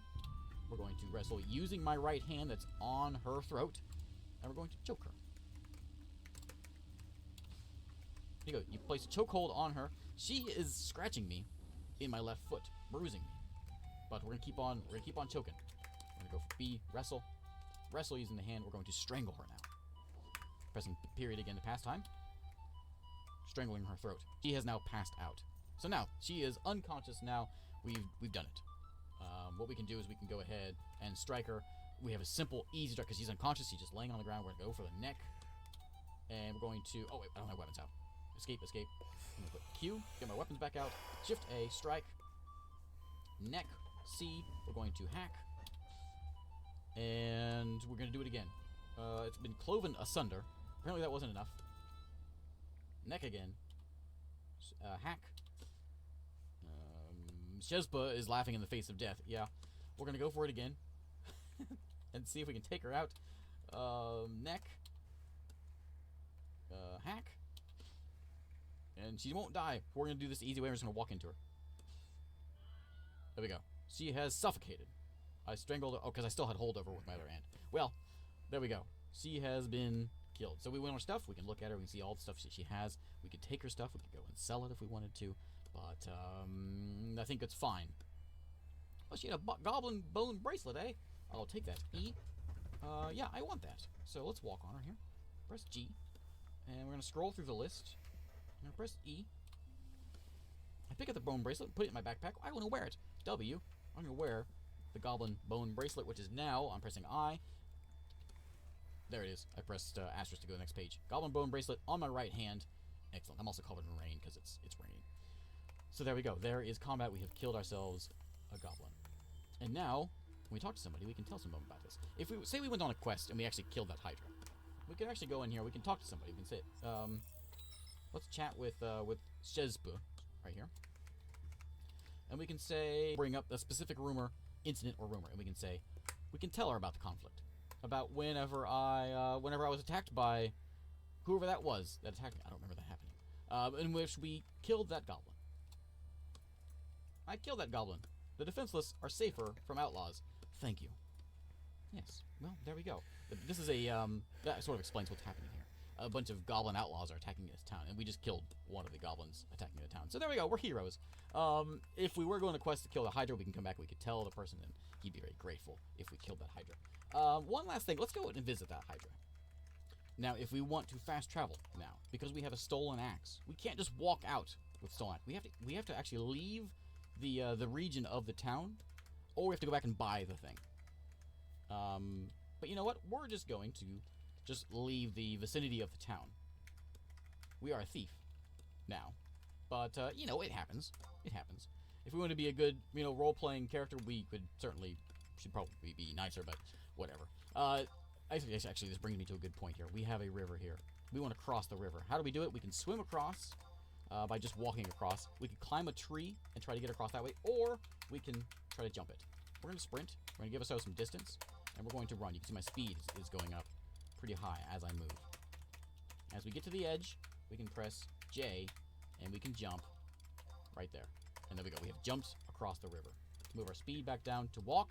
Even though our people are behind the river, they will eventually catch up once we go into fast travel mode, which we cannot. Oh, can I do it? Oh, yeah. Okay, we're far enough away, so we can walk now. So there we go. So now, we're going back. We're going to go find that Hydra. While we're out here, I do want to show off building. I got a guy with an axe, so I might as well show it off real quick. I'll just do a quick rundown of how we do it. So we have an axe in hand already. So that is our chopping utensil. We have lots of trees around here. We are out here sort of in the middle of nowhere. We got to get off of the river here. Sort of in the middle of nowhere. We can see the towers over here. The town we came from is up this way. Let me walk a little bit further away from the river here. And then we will start chopping some trees down in order to give ourselves a bit of a house. And I've used up silver ore for the Let's day. walk up to this tree. We're going to press... Creature of the night has our people cowering in fear. These people talk all the time. We're going to press G. And we have an option here. We can pick some thistle flowers. Or we can fell plum tree, which is this thing right here. So we're going to do that. It's going to take us some time. But we will chop this tree down. And I'll press period. And there we go. Tree has fallen. And there was a whole bunch of logs laying here now. We can chop a bunch of these down if we want a lot of logs. But just for the simplicity, one tree will do. We're going to go into press B. Now this is build menu. We have different options. We can make walls, floors, ramps, stairs. We can also make things out of different materials. We can press C, Shift C for constructions, which is what we're at right now. B is for buildings like chairs and beds and bookcases, workshops. We can make all this stuff in adventure mode. But we want to go Shift C back over here. Let's make some walls. So pressing W, all we have to do is, it's actually really easy. Just go over if you want, press enter, and then press enter, and there you go. There's a wall. We can also name this site if we want to call it a thing, but we can go with just a tiny little hut here. Something like that. And let's put in let's go into buildings, and we want a door, D. Put a door right there. Okay, that's pretty good. If we wanted them to say, build this first, and then phase 2, plus, after that stuff is all done, then I want a chair right here and a table right there. And if you have any wood left, which you probably won't, because we didn't chop down very much, we can put down a floor on all of this. It's really simple. It's even easier, way easier than Fortress mode to do this. Now when we're done, we press S and start work. So it brings up this window here. We need 20 logs to do all this, and we have 48. It also wants a table, throne, and door, which we don't have any of because we don't have a carpenter shop. But we can press Y. We will work for 8 hours. They will also work to get this thing done. It needs 23 hours to finish this thing. We're going to press W, and it'll just pass the time. And we have ourselves a little house out in the wilds. It's going to be a site on the world map that we can venture to later on. And eventually get done. Now we have finished here. You can see it's all done. All done. There's still some wood left. If we want to build ourselves a carpenter shop, we can do that back in B, and we can go into buildings, make ourselves a workshop, W, and carpenter shop. And we're going to put it right there. And start work. Okay, need 1 log. Got 28. All my friends will also work. There's 72 grand. And I can go walk off and do whatever I want to do, but that's fine. I will help them out. I'm a good leader. Made some money. 143. And there we go. We now have a carpenter shop. So in this carpenter shop, we can craft chairs, doors, and all that, and finish up our house. If I'm gonna go examine what else is for sale on the auction right now. Z. Well, first let's eat. And then I will go farm on BST. And we're gonna go ahead and snooze. We're gonna press Z. Sorry, Shift Z. And we're going to sleep for 8 hours until dawn. Whatever we want to do, we're gonna just sleep until dawn. I'm gonna go farming on BST. It'll be fun. I haven't done that in like a week.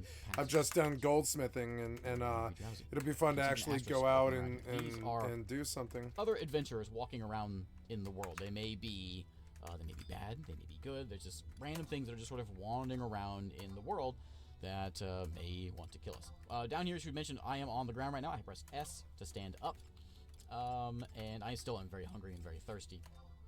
Let me make a campfire real quick and get back to moving.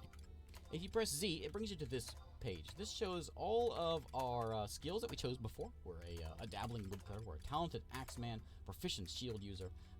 We are a bit thirsty, hungry. We've got also our things that we saw at the character creation screen.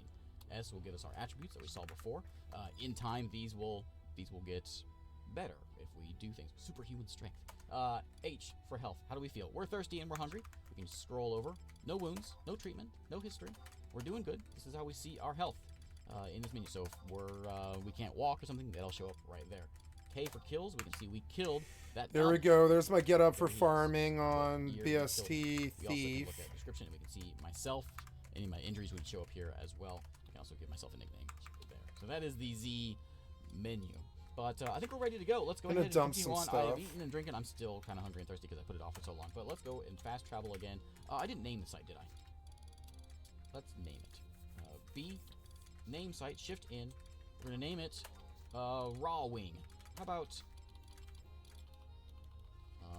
well, my name's Anger, right? How about Anger Wing? There we go. Excellent. Escape. Done.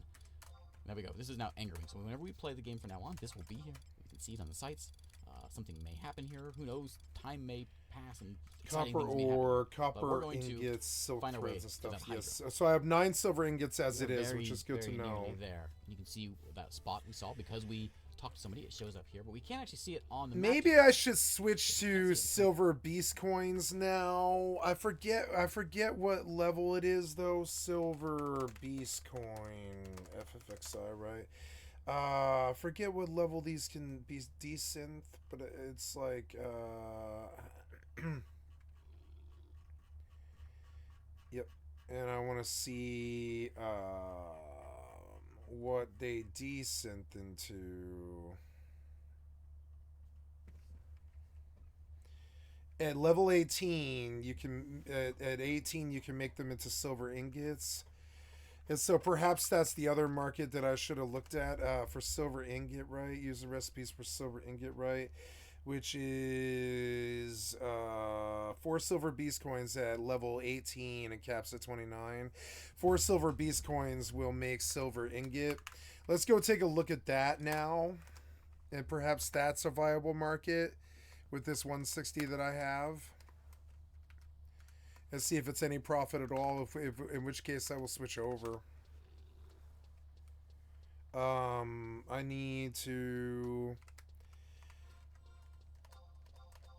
move Div Cure over for now until I'm subbed White Mage again. And I need to pull Flea. Oops. Flea. And then I also need steel. No! Oh. Oh, damn it.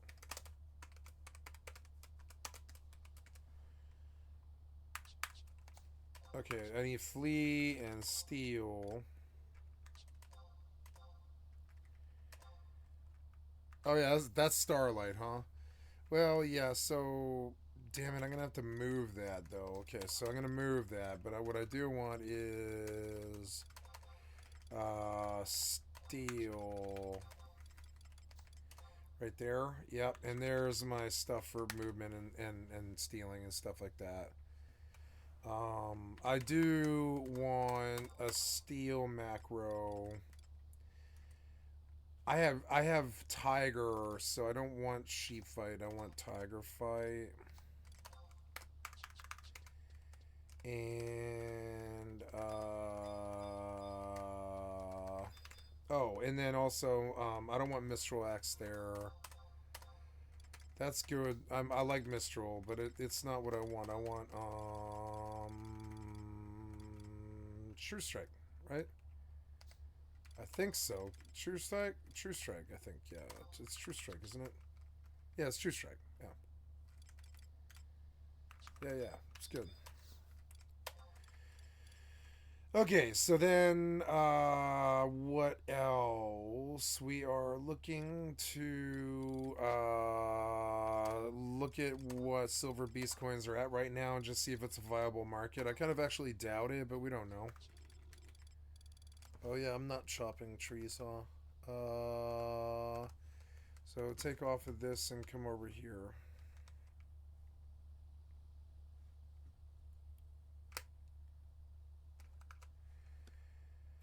We get a little closer. Walk around here and see if we can find. Oh, there it is, right there, right there. Okay, Let's so go over silver here. We can't beast go through the coins, mountains there's like that. We can go 70 around, stacks at try to find space. 5,900 a There piece. is a few. So that is the exact same money, and then I'm probably less likely to break them, honestly, because it's a lower thing. So now we go and we process all of these silver beast coins, and we make even more money, right? And I didn't think about it, but I guess, yeah, that's okay, though. That's good. And 5,900... 5,900... 5,959... Yep, I'm just gonna blow all this money back out again. 5,900... 5,900. I'm gonna go right back to fucking goldsmithing till all this is gone. I'll keep cycling and I'll keep producing silver. Oops. 5,900. It's the exact same thing. That's funny. Well, at least this market's untouched, you know. 59. Oh, nope. Now it's more. 59.50. Yep. 59.50. 59.50. 59. Oops. No. 59.50. 59. 50. 59. Oops. 59. 50. And what am I at now? I'm at like 59. I'm at 72k. Yeah, so we'll burn all these. I'm gonna need another 5 stacks of crystals, I think, or something. Oh, yeah. Are you not chopping? You should be. Oh, you broke an X. Oops.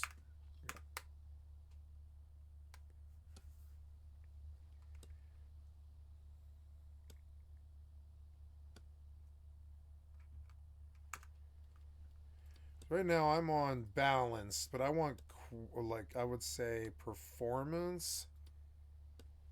Yeah, I want performance. Yeah.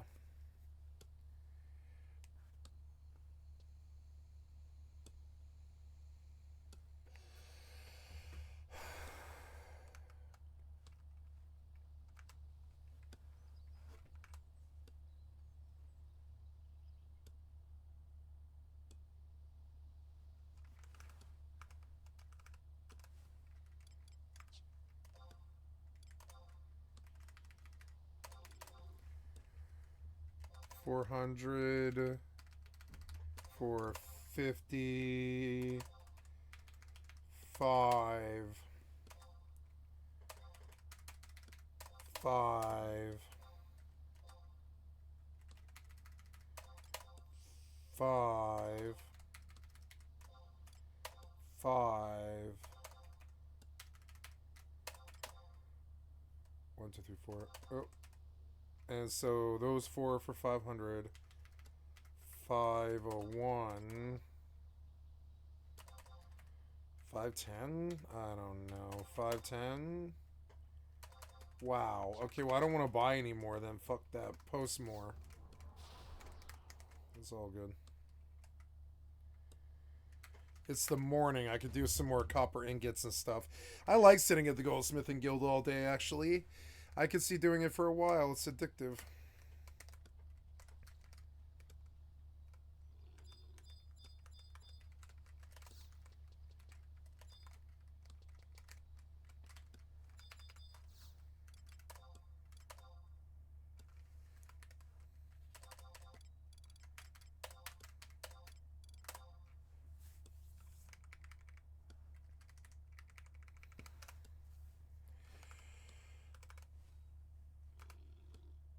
See, he may be this thing.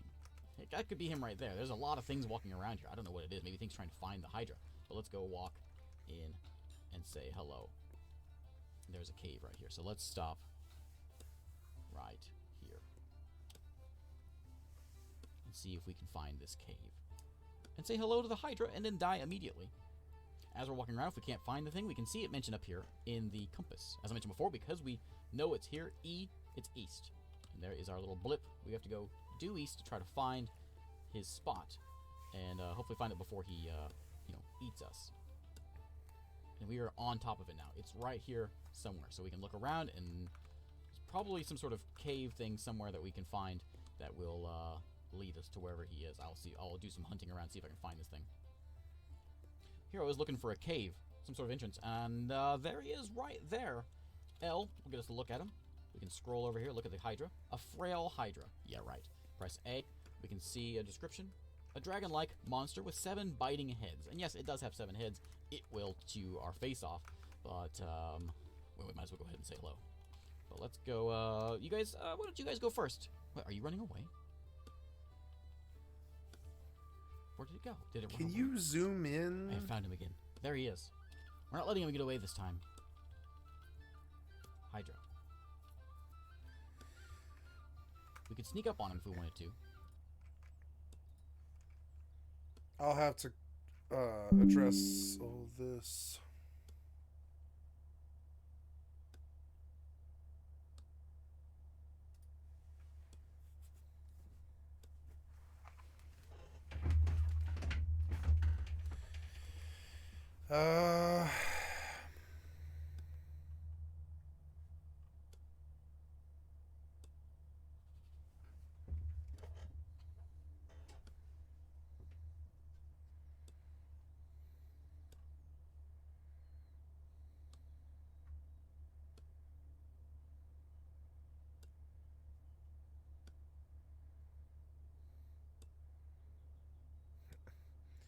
But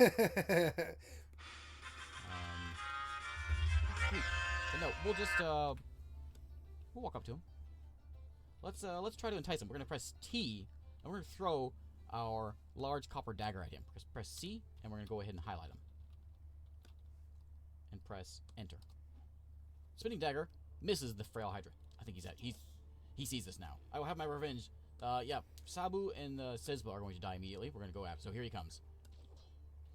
Hydra attacks Shezba, but he jumps away. Hydra misses Shezba. Everyone's missing. Lots of missing going on. The Hydra has latched on firmly onto Sabu. Sabu stabs the frail Hydra in the right rear foot with a copper long sword, tearing the fat, blocking away. Shezba is attacking. So yeah, they're all in there. I'm going to go ahead and get in there too. I went in. Sabu losing...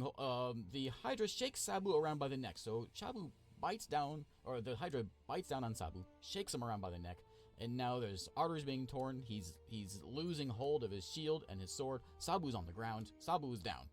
He bites Sabu in the upper leg. He bites Sabu again. Bites Sabu again. Sabu is missing. He's still trying to swing, but he's not doing very good. Bite him in the head. Shezba is still there. Bash.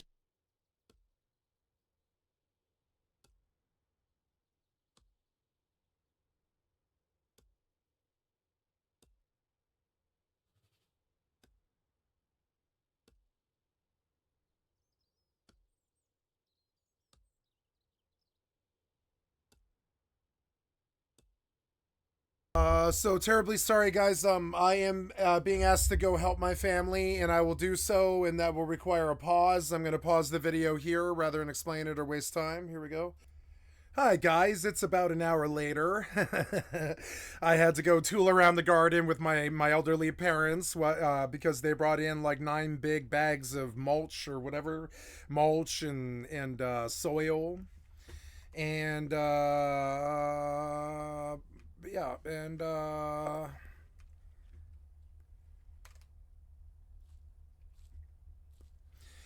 so now we're back to the gaming. And sorry, I just sort of lost focus there. I was just thinking about what I did. Yeah, I moved like 9 big bags of mulch that were like, I don't know, 20 pounds each or something like that. And then moved a bunch of flower pots and moved stuff all over the yard.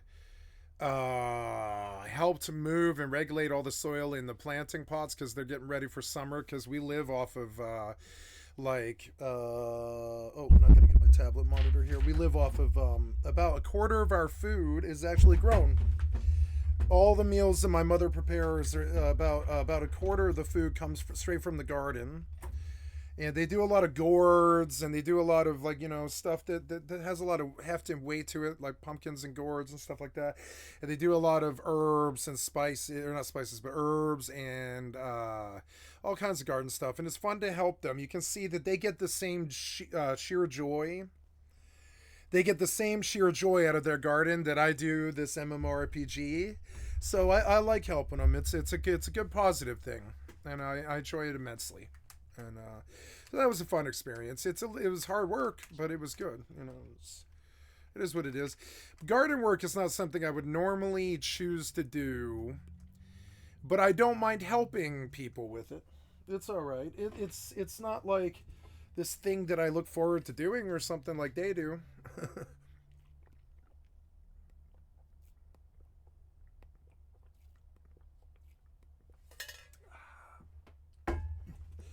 So I am rather thirsty.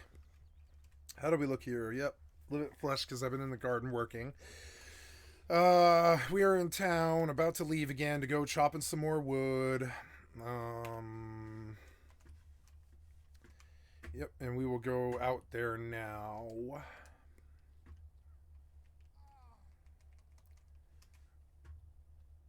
Oh, I can just get on my bear. I don't know why I'm slow walking.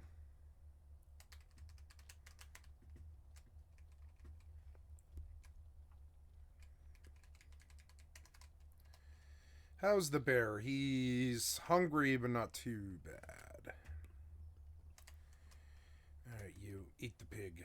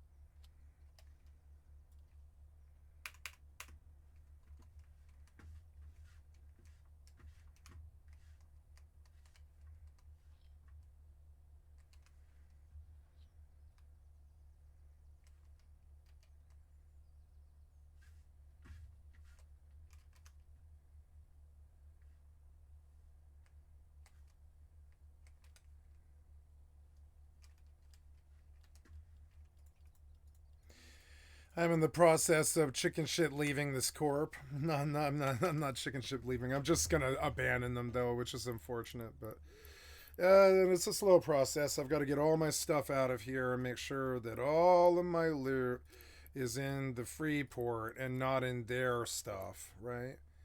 Now, is that right? I want you to look again. Is that actually right? I don't think it is. I didn't know you had to update it all the time. That sucks. No wonder I keep getting confused. Oh, but I do have to go get all that stuff. So maybe I can put it all in. No, I guess not. It's unfortunate. Well, it'll take some time. That's okay. Got a lot of ships out here. It'll be a lot of trips, but that's alright. You know, it's alright. So, let us go out with, yeah, how much is that? That is 140 million. There's a Master at Arms in there. Yeah.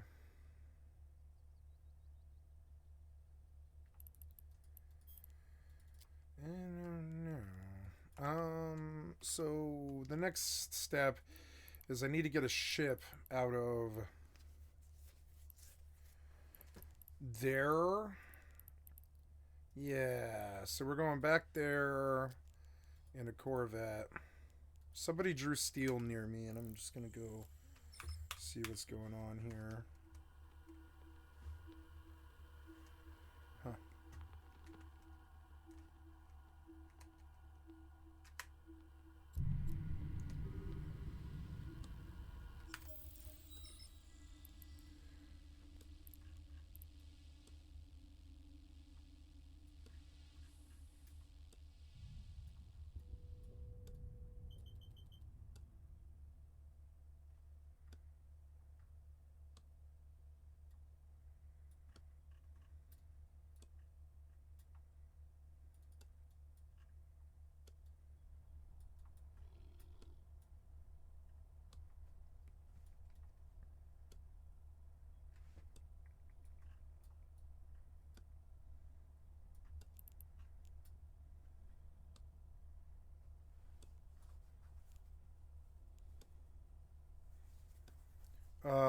Yeah, that's where we're going. Yep, autopilot.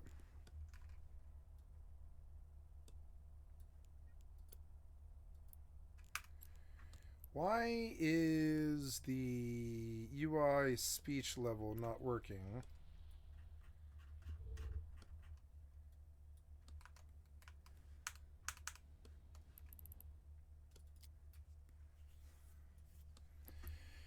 Alright, next, where am I now? I am currently in Ain't San Leo. I've got to take this ship, over to...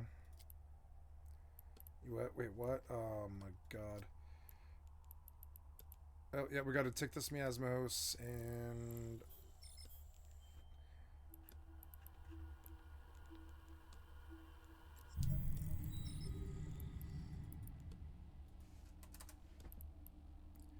And oh yeah, there's all that stuff is still there, huh? Well, let's go. Wait, that's in Leo. That's the one I was just at, isn't it? Isn't that the one? Isn't that one right here? No, yeah, this is Leo. You're saying there's all these items in here. I don't believe you. Where is it then? You're all fucked up and like getting a false reading. You're weird. There's oh yeah, no, we know they are here. There is stuff here.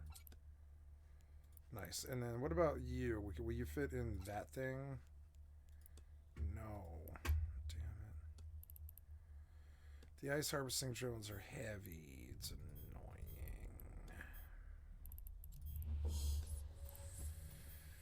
Well, I don't know.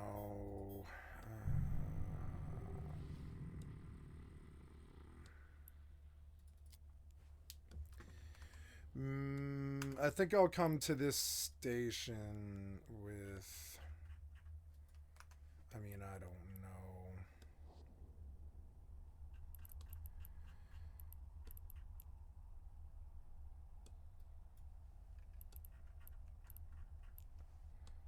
I will come with the hauler, and I'll move all that stuff out, and I'll trade it to her. So now I've got to go...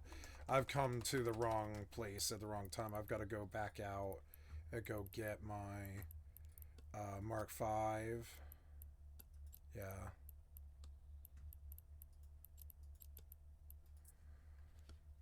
I'll go back and I'll get my Mark V, and I'll come back and I'll just haul all that stuff out of here so we don't leave anything here. The minute that I leave the corporation, all of this stuff immediately, like the doors shut, go fuck, and all across, like pretty much the second you hit a close, like faster than you could do anything, and all the doors shut, and suddenly you are denied access to all the corp hangars and all the stuff and everything that they do. What happened to my pen? I think I dropped it or something, and that's not good. What did I do with it? There it is.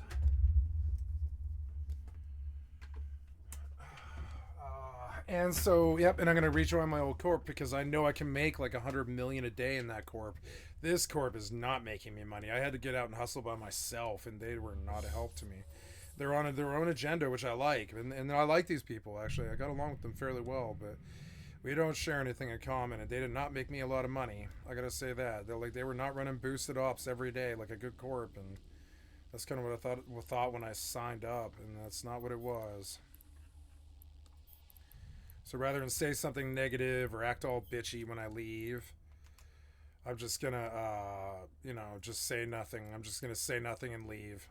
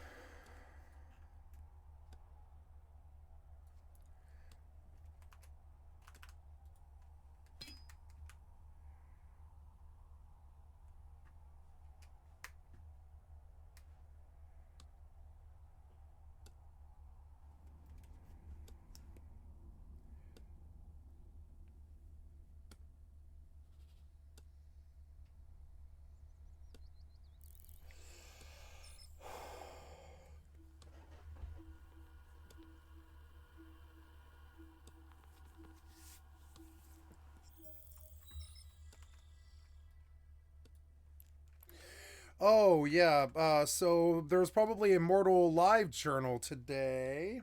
And hi guys, I love you. Sorry about the delay here and the pause and all that. I didn't know. Well, I knew it was coming. I just didn't know how long it would be.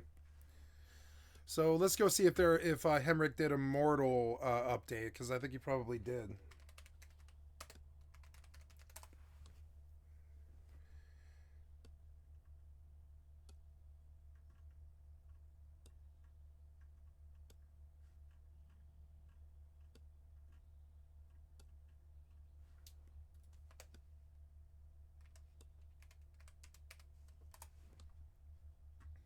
Yep, there. I'm looking for that, right? Anything new? 13 days ago he did something, but that was it. We haven't seen anything new out of them yet, so we'll go back to the drawing board. I want to look into Reign of Guilds because I'm nervous that I'm missing out on a good game there. No, I'm sorry, that's not what I'm looking for. Let's take a look at that thing here. The Reign of Guilds review. Medieval Marty. Let's see. Here's a review. Reign of Guilds is a hardcore sandbox PvP. Sorry, very loud. Atlant Games. Thank you, Medieval Marty. I've liked and subbed to your channel. It's just released into early access with mostly positive reviews on Steam, and it's averaging between 300 and 500 people in its first week. Reign of Guilds has a huge open world. It has multiple classes called vocations, a ton of magic spells, and a very punishing system of losing items and experience on death. I played a ton of this over the last few days, and I wanted to give you a first impressions review, because there's a lot of good stuff here, but a lot of bad things, or at least things that need improvement. So hopefully this gives you a bit more information on the game, and helps you decide if it's worth your time and yeah, that's whether what it's I came your kind for. of game. So let's get straight into it. First up, I want to talk about the new player experience and kind of the progression of your first couple of days. So, first things first, you create a character, and the options are bad. There's about 3 hairstyles: bold, balding, or long hair. There's no classes on the startup, no races, or anything really that impacts your playstyle, other than, as far as I'm aware, the size. So going big gives you more weapon reach and a bigger hitbox, so you're easier to hit with magic and archery, and then smaller gives you a smaller hitbox but less reach. Once you make your character, you do a small tutorial where you're taught how to fight on target dummies, and then you leave the training area to the starter island. And yeah, you're on your own. That's it. So there's no formal guide or main quest. You're given a couple of fetch quests, and then there's an overall final quest on how to leave the noob island. You got to reach level 15 physical and level 15 magical, and that's it. How you get there is you're on your own. And I'll be honest, 90% of your time on this beginner island is spent leveling those abilities. And the leveling system is quite unique. So you don't have an overall character level, you have 2. So you have a magical level and a physical level. Improving your physical skills increases your overall physical level. So increasing your strength by hitting stuff with a sword, increasing your endurance, or increasing your, I think, accuracy by shooting stuff with a crossbow. All those things level your physical, and then by leveling up the different magics, so the different elemental magics, you level up your overall magic level. So your gameplay loop for the first day, probably, maybe even the second day, will be to go to the town, pick up all of the fetch quests. So the guard wants you to go and slay stickmen or boars, and then the hunter wants you to bring in pelts, and the herbalist wants you to bring them herbs, things like that. So you go out with your big quest list, You go hunt everything, you fill your inventory, and you just throw fireballs, hit things over the head, and then you go back to town, you gain a few levels, and you hand all your stuff in for gold. And you restock on Regents, and you go out and do it again. And this is kind of the weak point of the game, unfortunately. Unfortunately, the weak part of the game is at the very start, because it's slow and it's kind of repetitive. But then once you get to like level 8, level 9, you can start going into the PvP zones. Once you've got a bit of money, you've got a bit of gear, you've got a few good spells, you can go into the PvP zones. You can go into the Spider Cave, you can go to Skeleton Castle, group up with people, and start farming and start PvPing. And this is where the game got really fun for me. When I was here, we was at like the Skeleton Castle on like the second day maybe.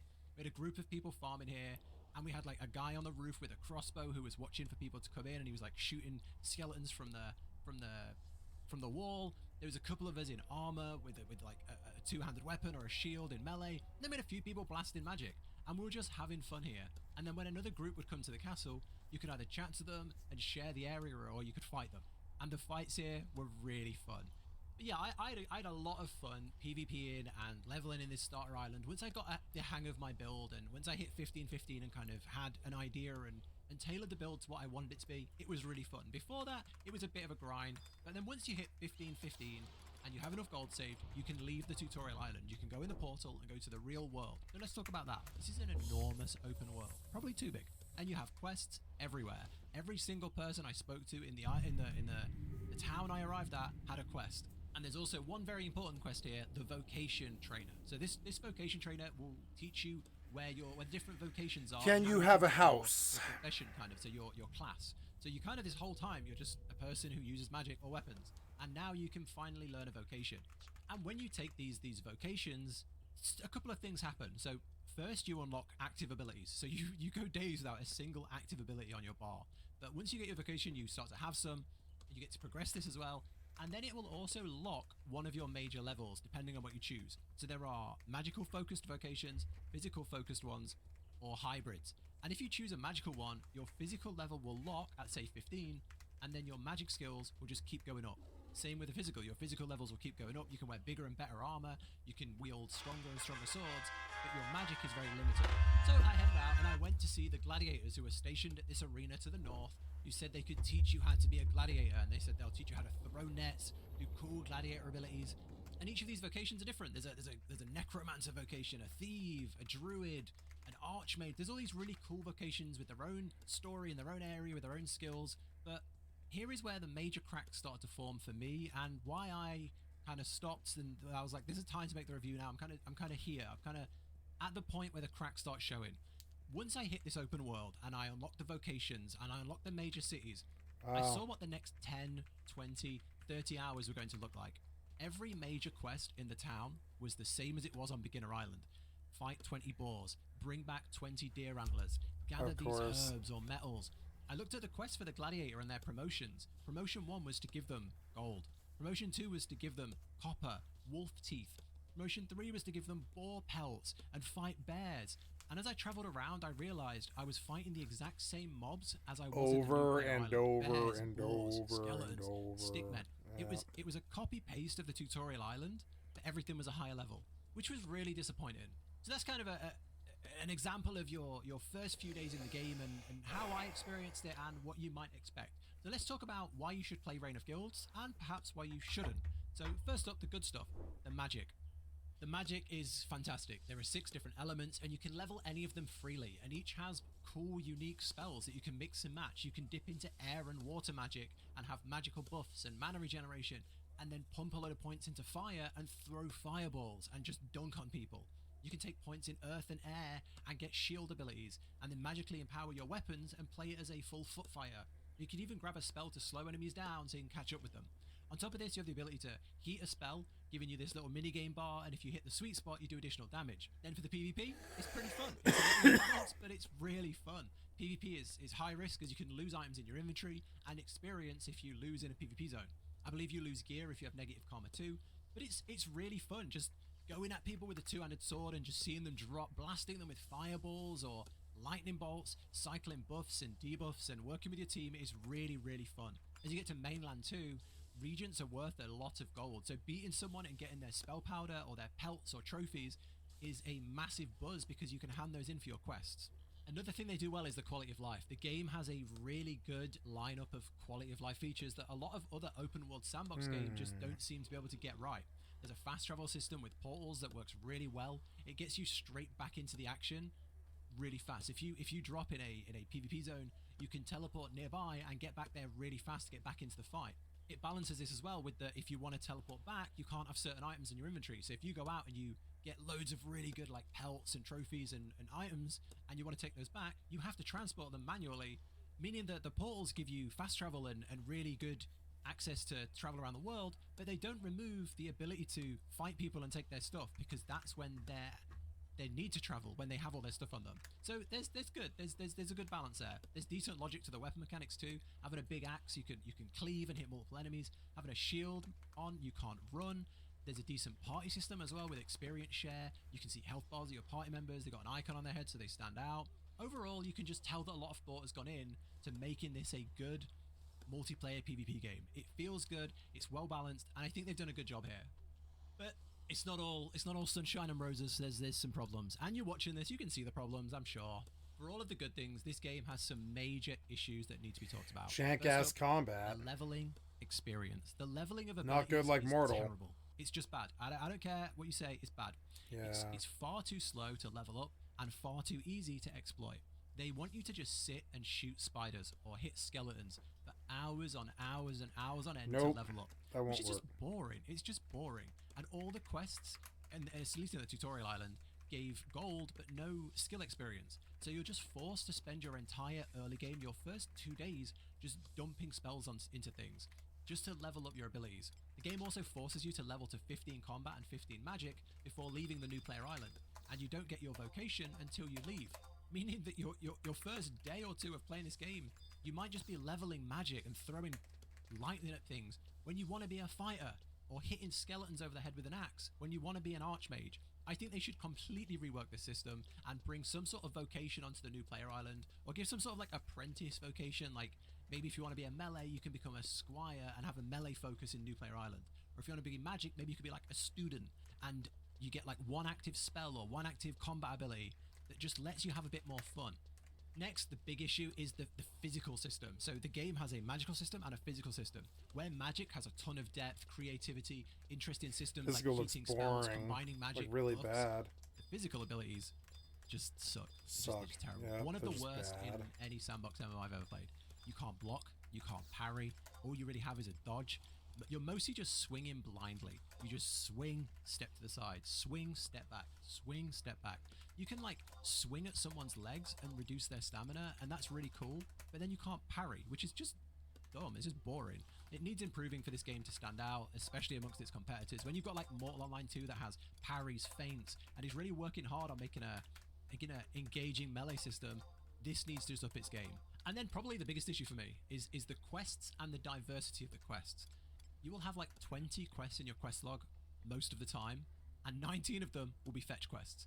Fight boars, bring back pelts, get animal teeth. It's all the same mobs. And when you come out the new player island to the mainland, it's a carbon copy. It's just a repeat of all the same stuff. There should be something new and exciting when you get there. Maybe some main quests that sends us off to fight monsters, or some enemy, or some beastmen, or something. Just a little diversity from just grinding the same things. Maybe once you hit level 30 or level 40, there's some really cool, exciting area. Maybe you're fighting a dragon at level 40. But not many players are going to see it. If you spend 2 days trying to get out of the starter island, hoping that you want to see what the mainland's like, and you get there and it's just the same. You've worked so hard to get out into this big open world, and you're fighting the same thing you fought in your first hour of the game, doing the same quest you were doing in your first hour of the game. It's not quite good enough, really. And then probably the final thing to say on the problems is balance. There is an issue where magic feels overpowered. People can one-shot you in this game with magic, and I don't think it's a pure balance issue. I think it's a scaling issue. I think there's a problem in how they scale their abilities. I've mostly seen it in the magic, but if I'm fighting somebody and I have rank 1 spells and they have rank 2 spells, I lose. There is very, very, very little way to win that fight. So you're seeing people in like the new player island that have got the highest ranking spells, and they've got a magic shield at like rank 3, and they've got rank 3 spells, and they're just walking into a room and one-shotting 3 or 4 players. They just go into like the spider cave and just destroy everyone. Overall, should you play Reign of Guilds? I'm just going to say this. This is an early access, hardcore sandbox MMO. It is not the best sandbox MMO. It is not the best MMO. But it's £30 or like $35 or something. It has no sub, at least right now. It has some really unique and interesting systems. And going around, discovering the world, learning how to play the game, and PvPing, grinding, leveling up has been so fun. But it's not polished, and it's not finished, and needs a lot more work. If you enjoy the genre, if you play Albion or Mortal Online, or you've played Darkfall, Crowfall, or those kind of sandbox MMOs, this is a really refreshing and fun time with some huge potential. Plus, on release, this game is packed with people. There are people everywhere. You won't go a few minutes without seeing a person in this game. It is really nice to see a really well-populated sandbox MMO. However, if you're the average player and you're just looking for some polished, smooth MMO experience, this isn't it. There is very little direction in the game. It's unbalanced, buggy, and there isn't much quest variety to keep things exciting. This is it feels like a passion project designed for a niche audience. And if you're in that niche audience, I think you'll have a lot of fun here. I am happy to buy the game. I want to support these developers. I want more games like this to exist, and I want them to do well. And I think if you see yourself in the same if you like the same sort of things and you can relate to that, yeah, I kind of want to give them my money. If not, which kind of sucks. Hey, there's plenty more MMOs out there. But that's it. I'd love to know what you think in the comments. Have you tried Reign of Guilds? Can you relate to any of these pros and cons, or was your experience different? Or maybe you're on the fence.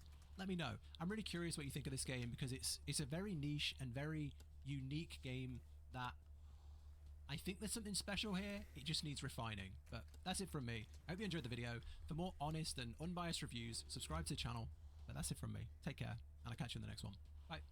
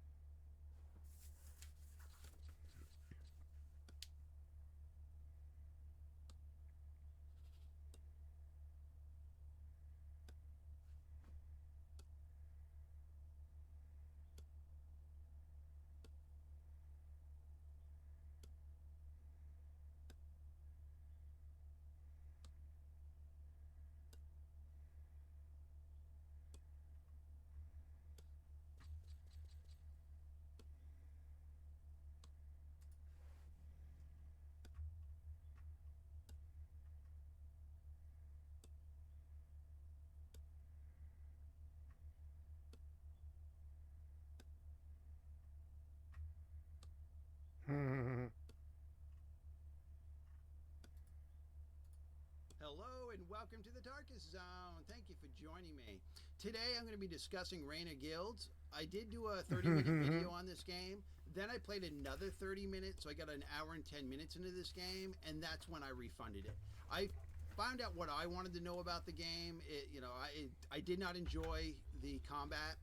I did not enjoy the monster AIs or the baddie AIs or any of the AIs around the things that you fight in this game. Even the PvP elements were clunky, and I would have to say that fun factor for me from beginning to end, and this is even after watching a few hours of videos pre-game launch, I knew going into it, it probably was not a game for me, that it was going to be too grindy, and it wouldn't have enough content for me for what they're asking for this game. Right now they're asking $40, and they're giving you a discount, which puts you at a $33 mark. I would say that's $30 more than what I'm willing to pay for a game like this. It just doesn't have enough content for me. And the content that they have kind of forces you into certain weapon types, and it's a little messy.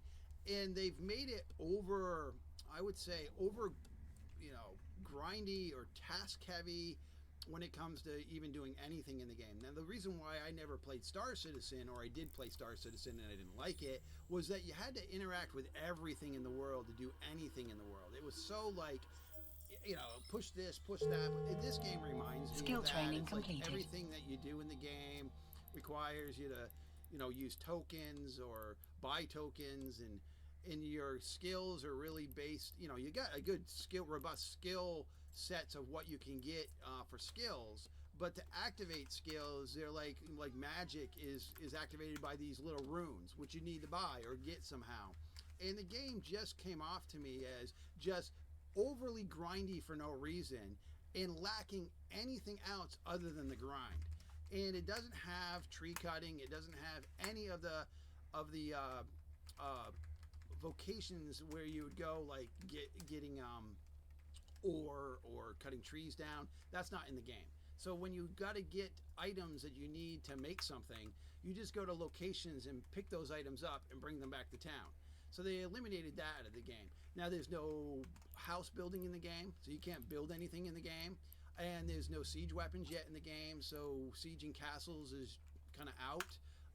And again, the PvP is clunky. You know, the PvP that I played was, or I was told, don't ever use a melee weapon with PvP, or you're going to hit your buddy next to you. So always use magic, or always use the crossbow. So it's like they kind of force you into using those things. And I said, well, is melee weapons viable? And they're like, no, you're going to hit people in your party. So the best way to do PvP in the game is just to stay on the outskirts and fire from a distance and make distance fire from a distance. And I'm like, well, that's kind of hokey. I mean, there was a lot of hokiness with this game. And on top of all the, I think, poor decisions that they made in bundling this game together, the other thing was the rendering was terrible. The clipping was terrible. The movement of animals was terrible. Even using the crossbow, which I was told, you better just use the crossbow to grind some stats. Even that was laggy. So when you try to lead something to hit it, and forget about it. I mean, it was just all laggy. I